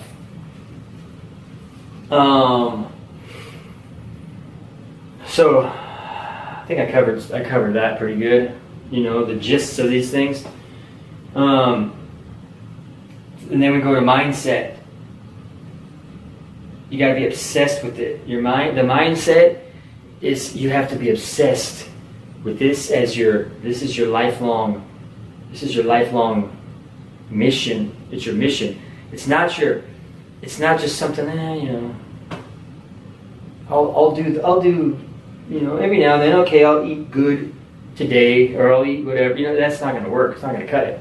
So it has to be an obsession, a healthy obsession. But it has to be an obsession. It has to be, and it has to be for the long haul. It can't be. It's not a 1 week thing, a 1 month thing, a 1 year thing, a 5 year, a 10 year thing. It's forever, because you're trying to live forever. You're trying to reverse your age and live forever, and that has to be the thought process. And you do not venture off into some other thought process. That's what you think. You become obsessed with it. Healthy obsession, though. And I wrote placebo. Placebo. I love the placebo effect, and I believe in it. And I believe whatever you got to do to placebo affect yourself, do it. I do it. I do it all the time with things. Like I said with the vitamins, I take vitamin B, I take vitamin B12, I take vitamin C. I could be peeing it all out, but in my head, I'm absorbing it. The placebo effect it has on me works. It works. So I'm not saying that I'm not absorbing it either. What I'm saying is that I could be just peeing it all out, and it could be in my head. There's people who would think that. There's people who think that with vitamin C for sure. That they think all vitamin C, taking it like a powder is just worthless. But to me, I believe in it. So placebo effect, man. I use it for all kinds of stuff. It's good. Use it to your advantage. Use it to make you do things that you maybe you don't want to do. You could use it like that, like to motivate you. Take it. This is kind of, I didn't write this down, but I like to use. I started doing this a handful of years ago, and I've actually, I don't want to. This sounds weird, but it's not that I welcome negative things, but I figured out how to take negative things that aren't. I'm not talking about something like somebody dies. I don't want that, but something negative, like let's just say personal things or whatever. Like maybe between, like with girls or something, or if you're a girl with guys or whatever, something like that, something negative. I'm not saying something like really horrible, but something just negative, like somebody treats you bad or something.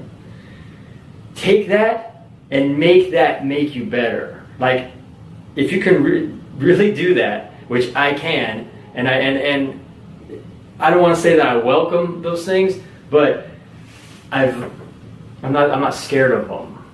Is the thing. They do not affect me, because anything negative, and I'm just talking about something. Let's keep it small. Let's keep it on like a superficial level, like somebody's stuck up to you for no reason whatsoever. There's people who they'll let that sit inside of them, and they think about it and dwell on it, and if they see that person, they're like, oh, they're embarrassed or whatever, and it messes them up, and that's what occupies the space in their head. Well, take that and make you better, even if you have to have some spite going on there. Healthy spite, not like you're trying to like hurt anyone, but you're trying to take somebody, let's say something that's superficial, and you go, okay, that's going to make me better. I'm gonna use that, and I'm gonna start being better at all these things that are going to make you better, and it's going to show, and that person's going to have to see that. You know what I mean? There's some spite there, right? That's okay. Use it, because there's people who really. They want to tear people down. There's people that always want to tear people down for no reason. They want to tear people that they did nothing to them. They want to tear them down because it makes them feel better. They might not even know that themselves that they're doing it, but that's what people do. And this could be on that little superficial level of people. Maybe somebody treats you bad. Maybe at work. Maybe people treat you bad at work. Has nothing to do with somebody that's in your life or whatever, or you want them to be in your life in that way, but it can be something like work. A coworker treats you like crap. Use that to make you better, and without rubbing it in their face, it will be rubbing in their face. When you become better because of that, then that will rub in their face, because then they will be occupied with that in their head, and it'll flip on them. It's not really placebo effect, but it has to do with tricking your brain to do things. I'm telling you that works. So I wrote that you got to have your belief in yourself, your belief in what you're doing, your belief in your obsession. It has to be beyond anything that you've ever thought is possible. It has to. The belief in yourself has to be without getting a humongous head. You know what I mean? It's not about becoming a narcissist or becoming a sociopath or anything like that. It's about finding some true belief in yourself. All these things matter. These things all matter. Mindset's important, man. There might be somebody sitting here laughing at what I'm saying, but I'm telling you, these things all matter. And I get it. I bet you there's people who would see this, if I'm running an ad or whatever, and they even watch this far. Some of that stuff they'll be laughing at. That's okay. They're just not ready for it. They don't understand. They don't understand what needs to be done. It's okay. It doesn't make them bad or anything.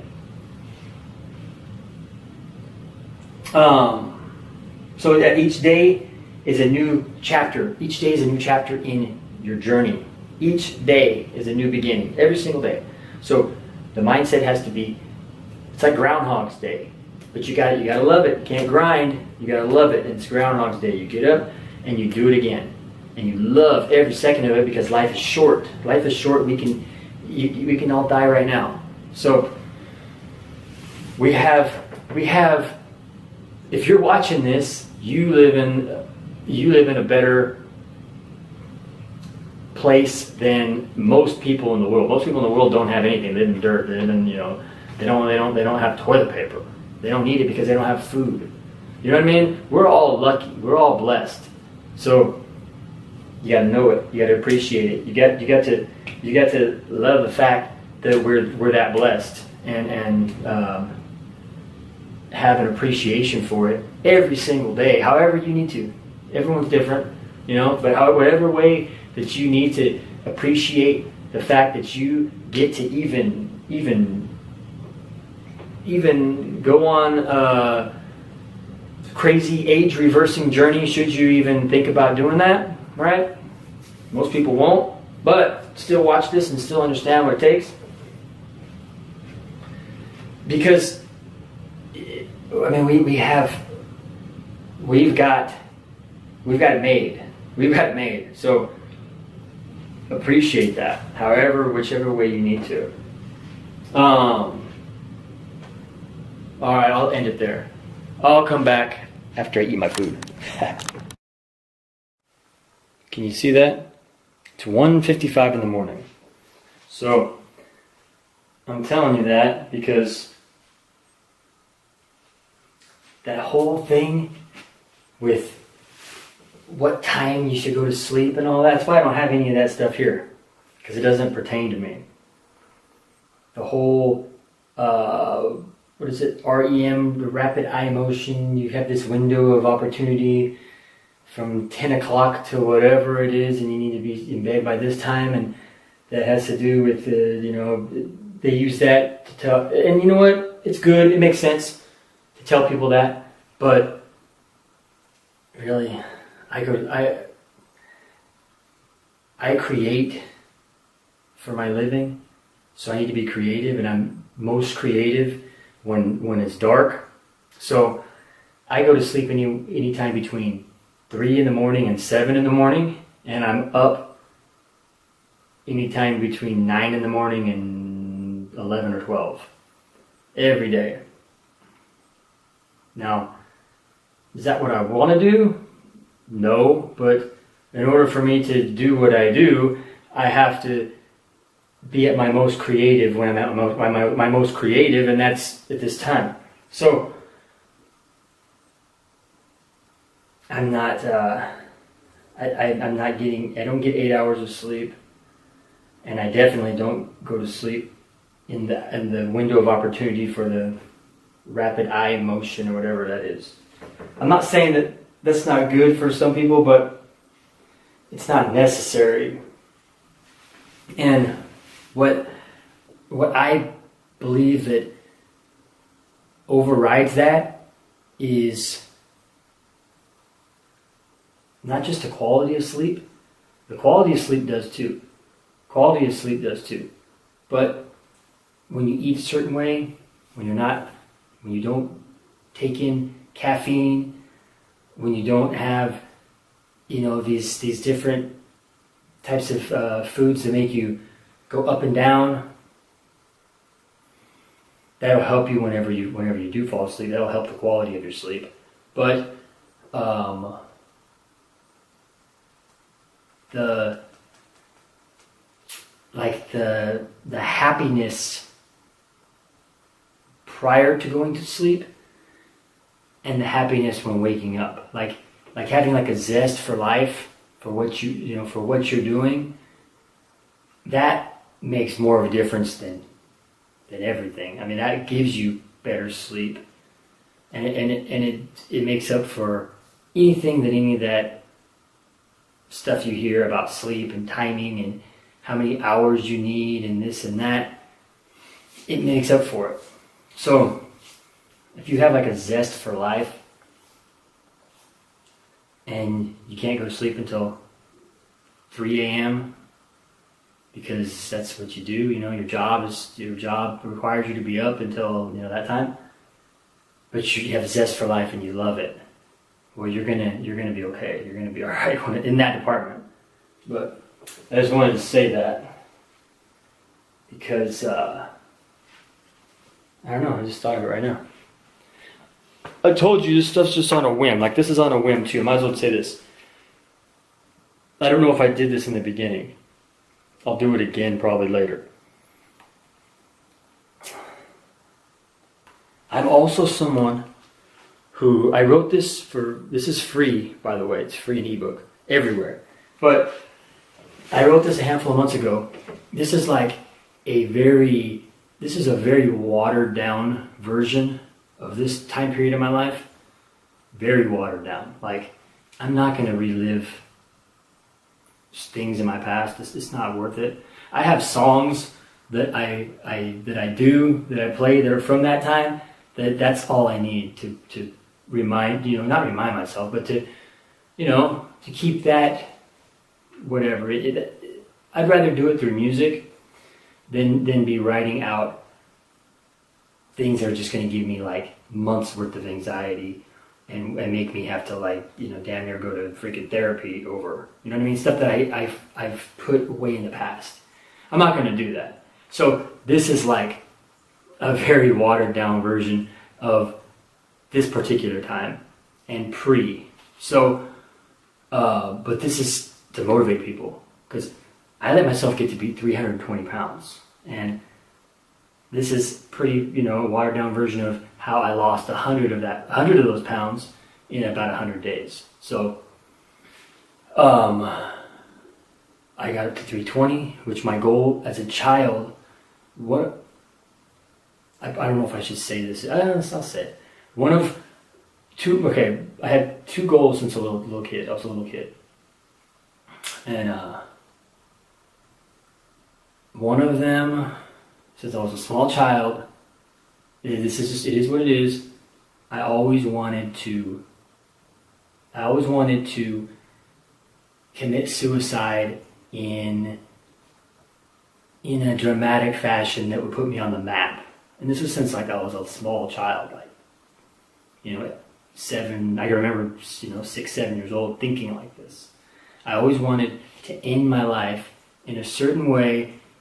Didn't know then what it was going to be, but I knew, hey, I want to be known for this. I want to be known for ending my life. Not taking anyone with me, just me. It is what it is. And I had that for decades inside of me. But another goal since I was a small child was I always wanted to be 300 pounds. Like, I wanted to be 300. And I actually if I could have been 1,000 pounds, I wanted to be. And I wanted to be not fat 300 pounds, but I wanted to be like the Incredible Hulk 300 pounds. You know what I'm saying? I wanted to be humongous like that. So that was a goal. I got there. But when I got there, I let myself go. So,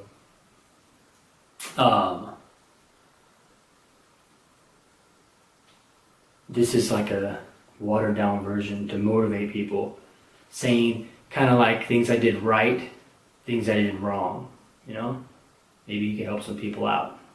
And it's free, the ebook. Paperback, if people enjoy it and want to support it, that's why the paperback's there, and they can buy the paperback for cheap. I don't know, the paperback's cheap. So I think I make like maybe $1. And I've paid thousands of dollars giving the ebook away for free, so I'll never make the money back that I paid to run ads for this, and for the other one too.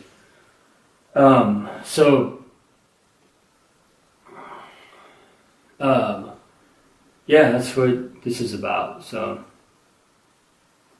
and the pictures in the front, those are like the only pictures. I don't take pictures of myself, and I still don't. But those are like my pictures. The only pictures that I had of myself at the time were on my license. So I still have them. I keep them in my wallet.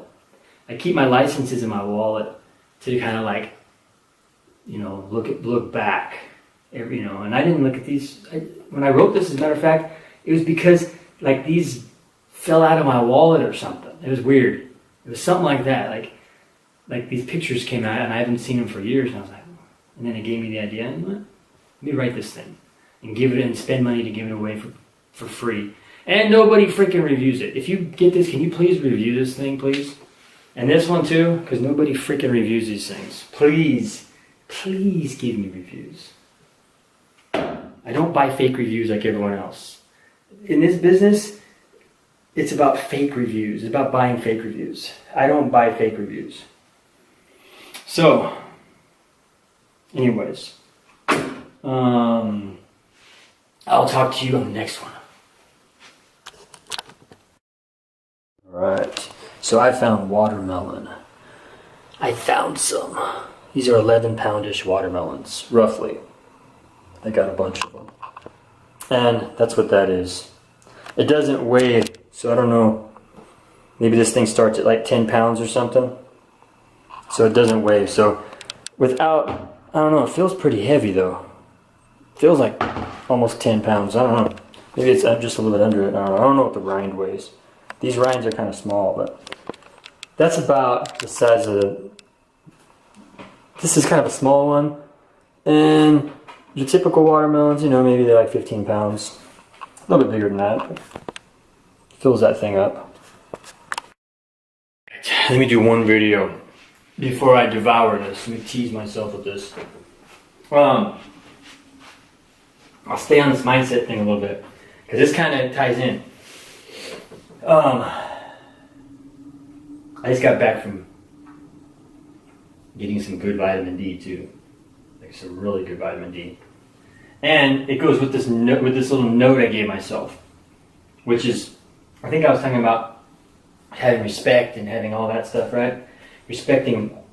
For me, I respect everything I eat, even the plants. I respect them, and I also, something else I do. Is when I eat, I try and like be. I believe it can help with digestion. Is to be at like, you know, at a peaceful state in your mind. You know, like if everything's good, everything's calm, you're eating, you're relaxing, you're enjoying your food. I believe you're going to digest it better. Even if it's a little bit better, that's just what I personally believe. And I also kind of visualize, without being all, you know, woo-woo or anything. I visualize like the nutrition. Like when I'm going to eat this, I visualize all the different nutrition that's in it going into wherever it needs to go, into all the cells in my body. I do that with everything I eat. So if I'm eating, you know, certain foods, like if I'm eating eggs, or even if I'm eating whatever, vegetables or anything, I'm kind of visualizing that absorbing where it needs to absorb and getting spread out where it needs to be spread out. Is that placebo? Probably, but I don't care, man. So this is also a euphoric moment. It's something that I started like years ago. Whenever I quit drinking, I used to drink. I'm a lush. I'm an alcoholic. I'm a lush alcoholic. I drink. There's no ending. I just drink. So, alcohol is bad. Even one drink is not good for you. But, you know, excessive drinking is worse, right? So, you know, that has always kind of taken me out of my, taking me out of my mind or whatever. And years ago, I started trying to figure out how to kind of have euphoric moments without doing drugs or anything that's going to be harmful to me, you know? And I've been able to do it. Like, I've been able to figure out how to get to these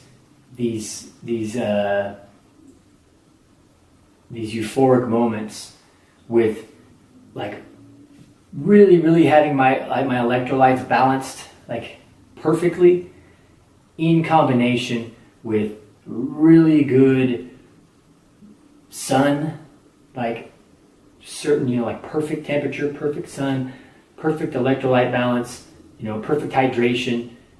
And it might sound weird, but if it's all dialed in, the whole mood is right, the vibe is right, I can get into these states of mind. It's just like it's euphoric without being, it's not like it's not the same as if I did a drug or something, but it's better because it's healthier, So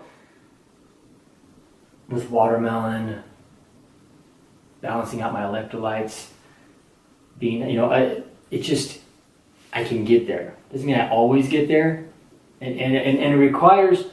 I can get there too with certain cardio. I can get there too. So,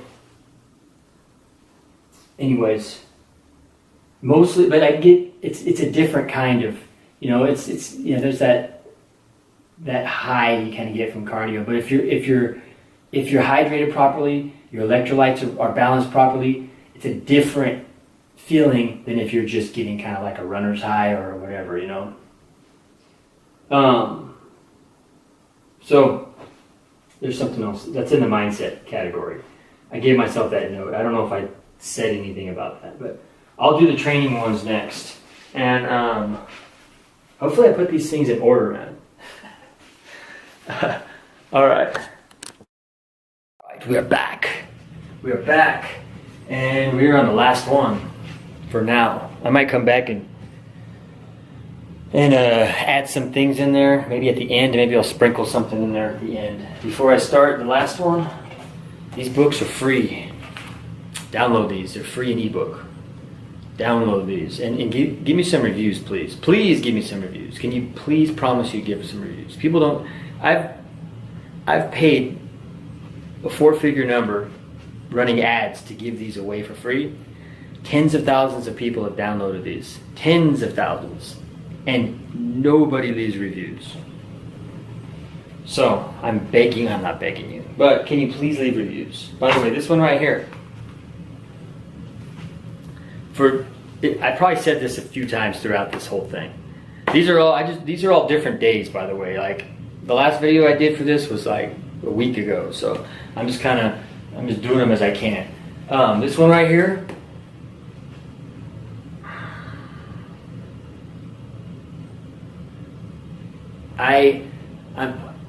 I'm showing this, and I made this. I wrote this finally to show people, like, I'm not just some like 27-year-old young athletic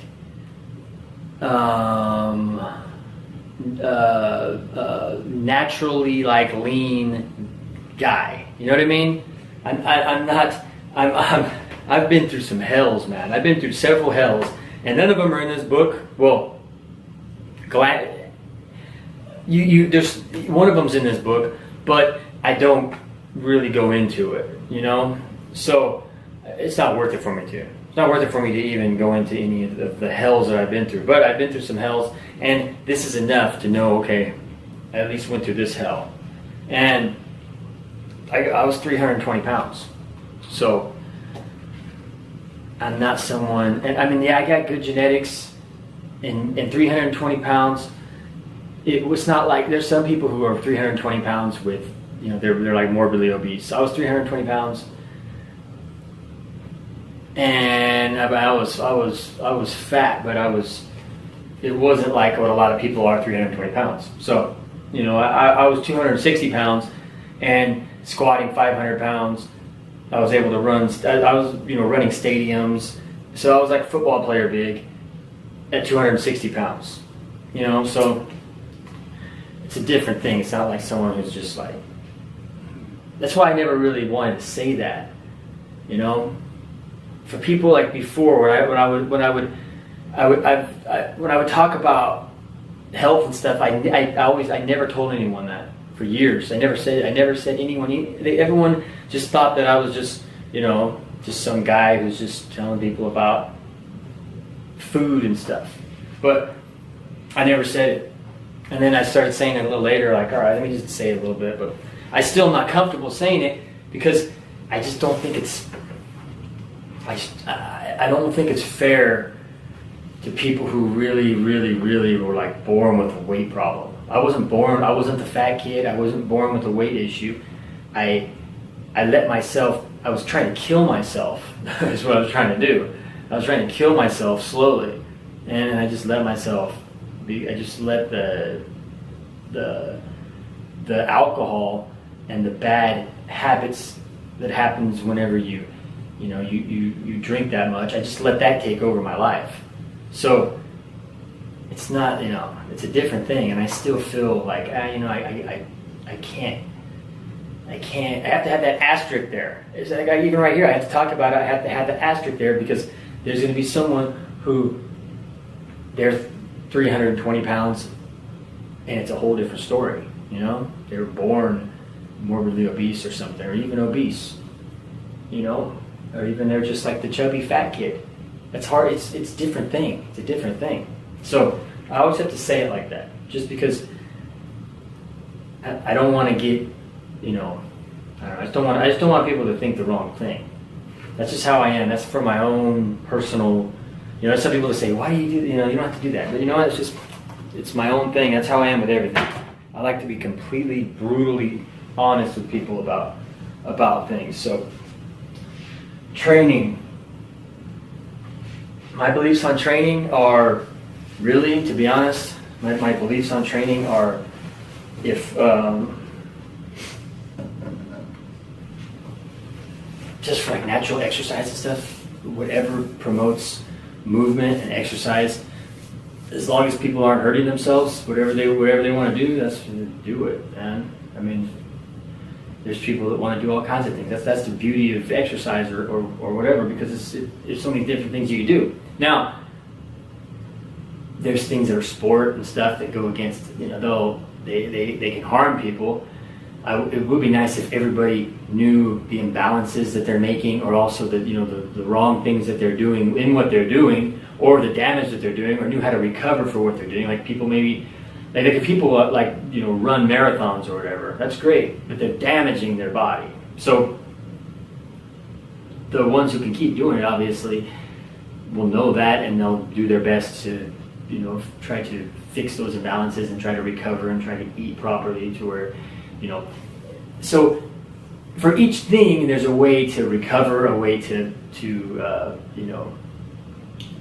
eat properly. There's a way to do all these different things. So I say whatever people love doing, it's great.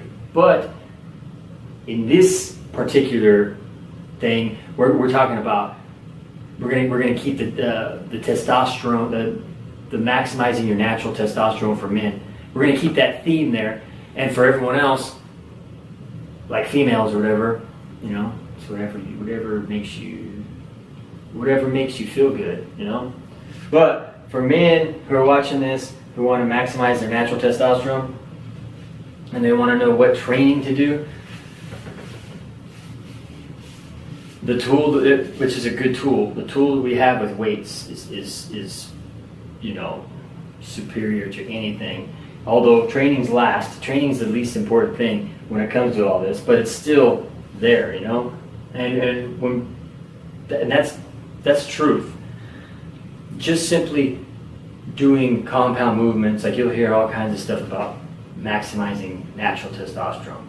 Eat meat, do compound movement exercises or workouts, do high intensity interval training. Don't do slow, long cardio. That goes against it. Not necessarily, because it's all about recovery. It's all about balance. So yeah, you're running marathons.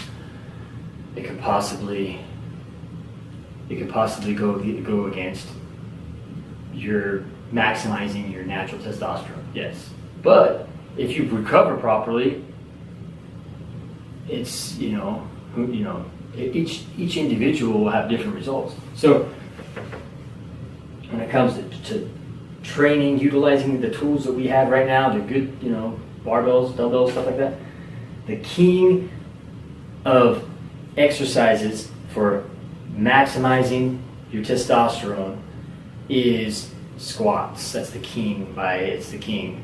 There is no queen, or it's the queen, whatever you want to view it. It doesn't matter. It's the top. It's number one.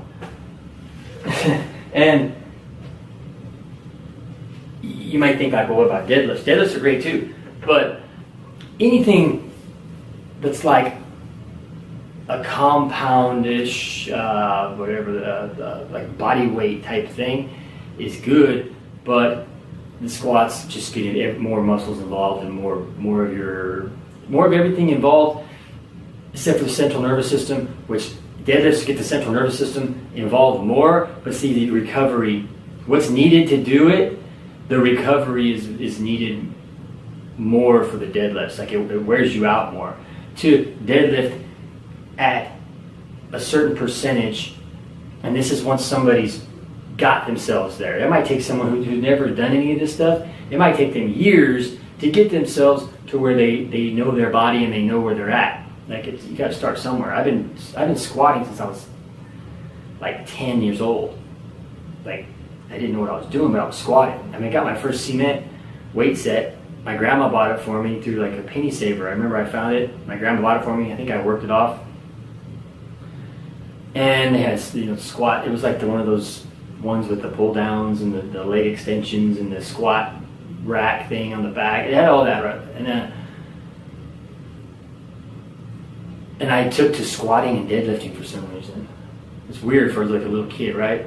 You think I would have been doing curls. My brother liked doing bar dips. There's a little bar dip thing on there, and he liked doing bar dips. But I took to the leg stuff, man. So I just from reading whatever, learning like that. So squats and deadlifts were like things that I always would do when I was, and then I learned how to lift a little bit later. So, but I was still young. I was 12 years old and I knew how to lift. And then by the time I got 14, I really knew I knew a lot of stuff then. So it's a long time, man. It's like 30 years.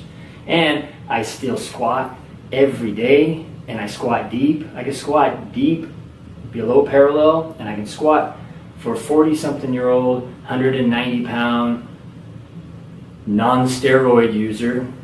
I can squat my estimated max as of right now, as of right this minute.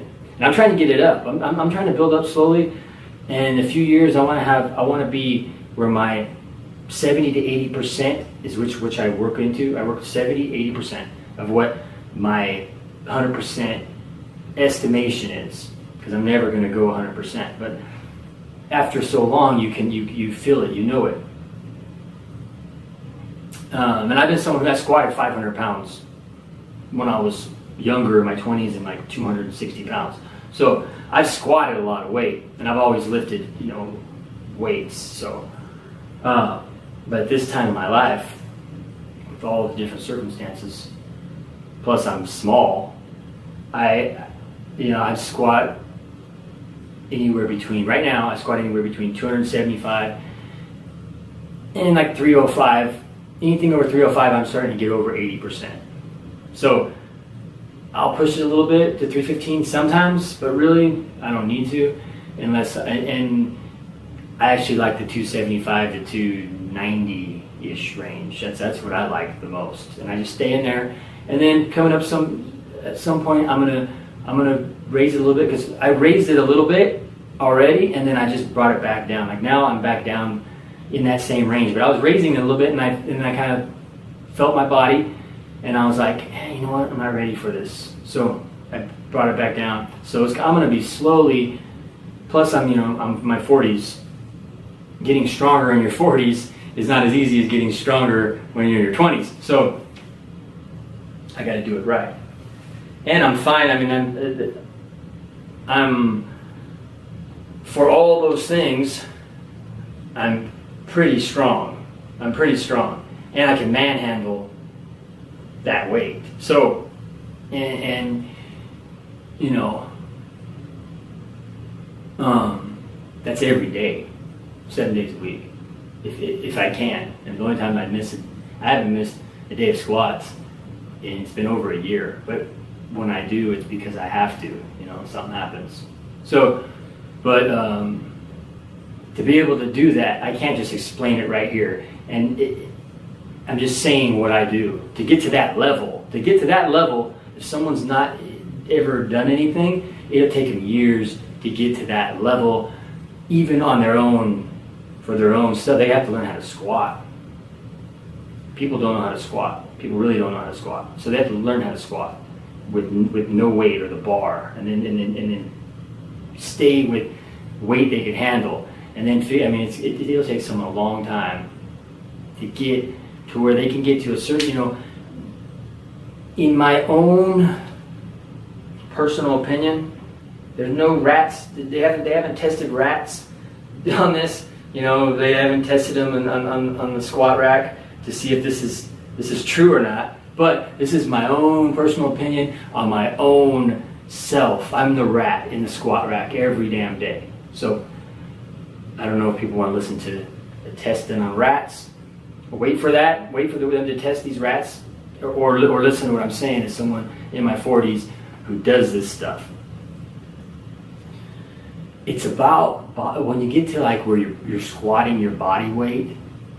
Like when you get to where that's about 70%. So you weigh 200 pounds. When you get to where you're squatting your body weight, pause, a parallel pause, 5-second pause squat, where you can manhandle that thing. You can throw that thing through the roof. 70 to 80%, you should be able to jump through the roof with it, figuratively speaking, right? But that's how you should feel. You should be able to manhandle it. So when you're in that range with your body weight, that's about when that and up is when you're really like maximizing the squat and its potential to raise your testosterone, with everything else put into place too. Like at its max. It doesn't mean if you're squatting 100 pounds or whatever, it doesn't mean that it's not doing that. It's just you need to get up to like about where your body weight is. So if you weigh 175 pounds, and you're squatting that, you're now at the maximizing it. And then you burst through that ceiling, the heavier you go, with the same form, the same everything. So it stays in the same percentage. It doesn't. The heavier you go doesn't mean, there's a method to it all. So I can't sit here and explain it right now. But how much time do I got? Oh man. All right. Let me cut this video off, and I'll be back in a little bit. All right. So yeah, squats are the king. Deadlifts, it's too much recovery for that range. 70 to 80%. Said deadlifts are great, but it's just the nervous system.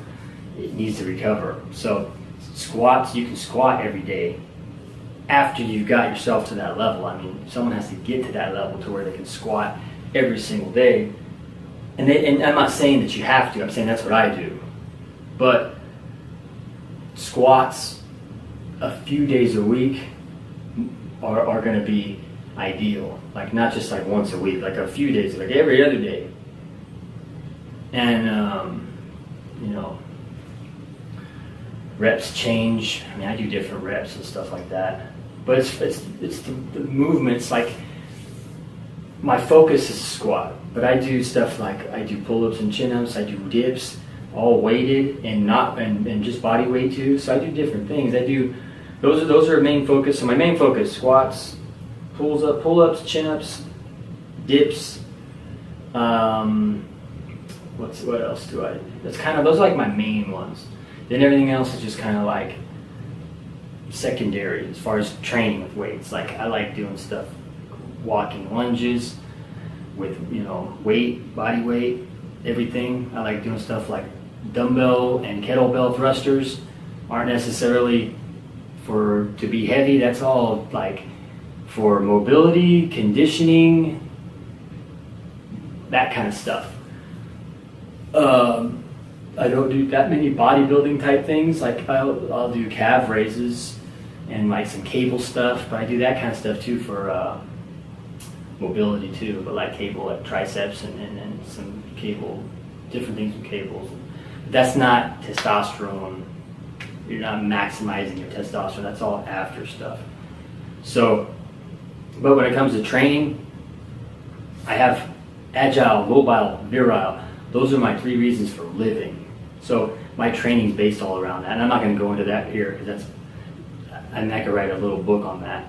Maybe one day I will, but no, there's not enough people who really care about that. But that's for me. Agile, mobile, virile. Those are the reasons why I live. So my training is based all on that. My training before I even go, squat is my focus, but before that, I'm doing my moga stretches. Everything's, this area is like my main concern. That's where I start from, this area, and then the rest of my body also too. But I want to feel good in this area right here, because if you're good in this pelvic area, you're good in life. So I stretch. I do, stuff like toes to bar. All that's part of my like warm up. And my warm up can be a half hour, 45 minutes long, even longer, because sometimes I'll go do cardio on a machine for another 30 minutes before I even go to squat. So that's what I do, and I do other stuff for, like, sometimes I'll do like kettlebell stuff or conditioning, which would probably fall under the high intensity interval training category possibly if I'm doing it like that. But everything's, whatever makes you feel good is what you should do, Like I like doing some cable stuff, that would fall under bodybuilding. I do that after all my main stuff. I like doing dumbbell incline flies. That's bodybuilding. It's more for mobility. It's my shoulders just to get, because when I start off with them, I'm about here, and then by the time I like to get a few sets in, it's not about weight, so that way I'm just working out my shoulder, my mobility. That's what I do it for. And then the secondary benefits are the bodybuilding benefits, like for the pecs. So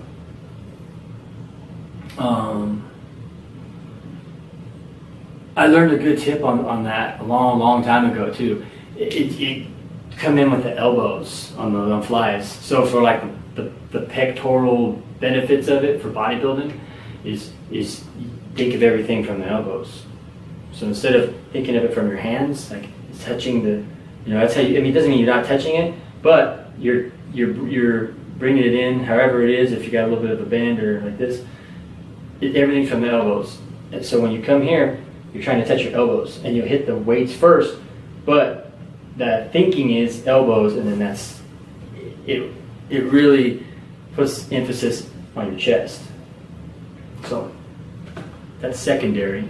The main reason why I like doing them is because they work my shoulders out, so I don't go heavy or I go light. But that's just something that I do. It's bodybuilding. So cardio, I do all kinds of stuff for cardio, whatever I want. I just change it up, man. So everyone's different. I believe everyone can train however they want. Just stick with the testosterone thing. Squats are going to be the focus, so doesn't mean you just go squat. Figure out, if somebody's watching this and they're already experienced, and they're on an experienced level, they'll be able to figure out their own thing. If somebody's just they're watching this and they've never lifted a weight in their life, well, you'd be in it for the long haul. Be in it for the long haul, because it could take you years to get to any level to where, it doesn't mean you're not doing it though, but to get to where you're maximizing it, So this whole thing is to be in it for the long haul. That's why I don't want to go too much into the training thing, because everyone's different. And some people like playing some people like going and playing tennis or something. Hopefully they know the damages, if they're doing damages to their body or imbalance, creating imbalances, hopefully they know how to fix all that. But because playing a sport or something, you're always going to have an imbalance that you're creating. Anyways,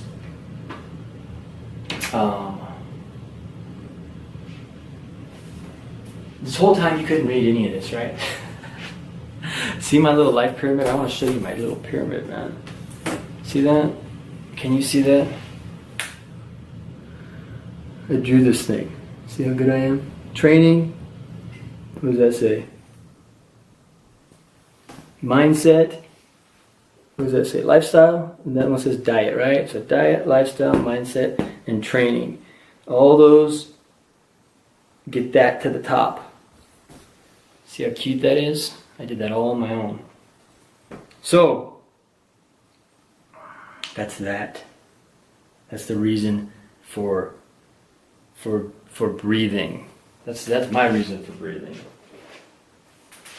And it all intertwines, man. It all intertwines, and that's why, like, females, it's the same thing. You just take out the testosterone thinking. But if you're trying to reverse your age, as a male, you're trying to get your testosterone as high as it can go naturally, and then shove it through the ceiling. If you're a female, you're not trying to do that, but you're trying to do all the same things. Like, you can even eat the same. You can even eat the same. You know, your body's not gonna create an unhealthy level of testosterone.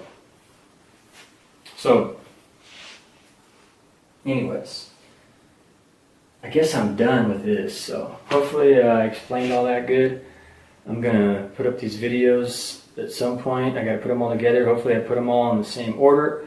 If there's any links or anything, I'm considering doing, because I have a consulting business for publishing. I'm considering doing consulting for this. If there's links to all that, they should say it. There's an email list. Click on there. Whatever I got going on, I have no clue. If I don't have any of that, then I'm not going to. But if I do, then there's links or somewhere saying click this or whatever. Because I'm only one person too. So, and I'm not gonna. And it's not about telling people what to do. It's about helping people, figure out on their own what they need to do. It's not about saying, you do exactly like this, you do exactly like this. Everyone's different. So, anyways, you have yourself a wonderful day.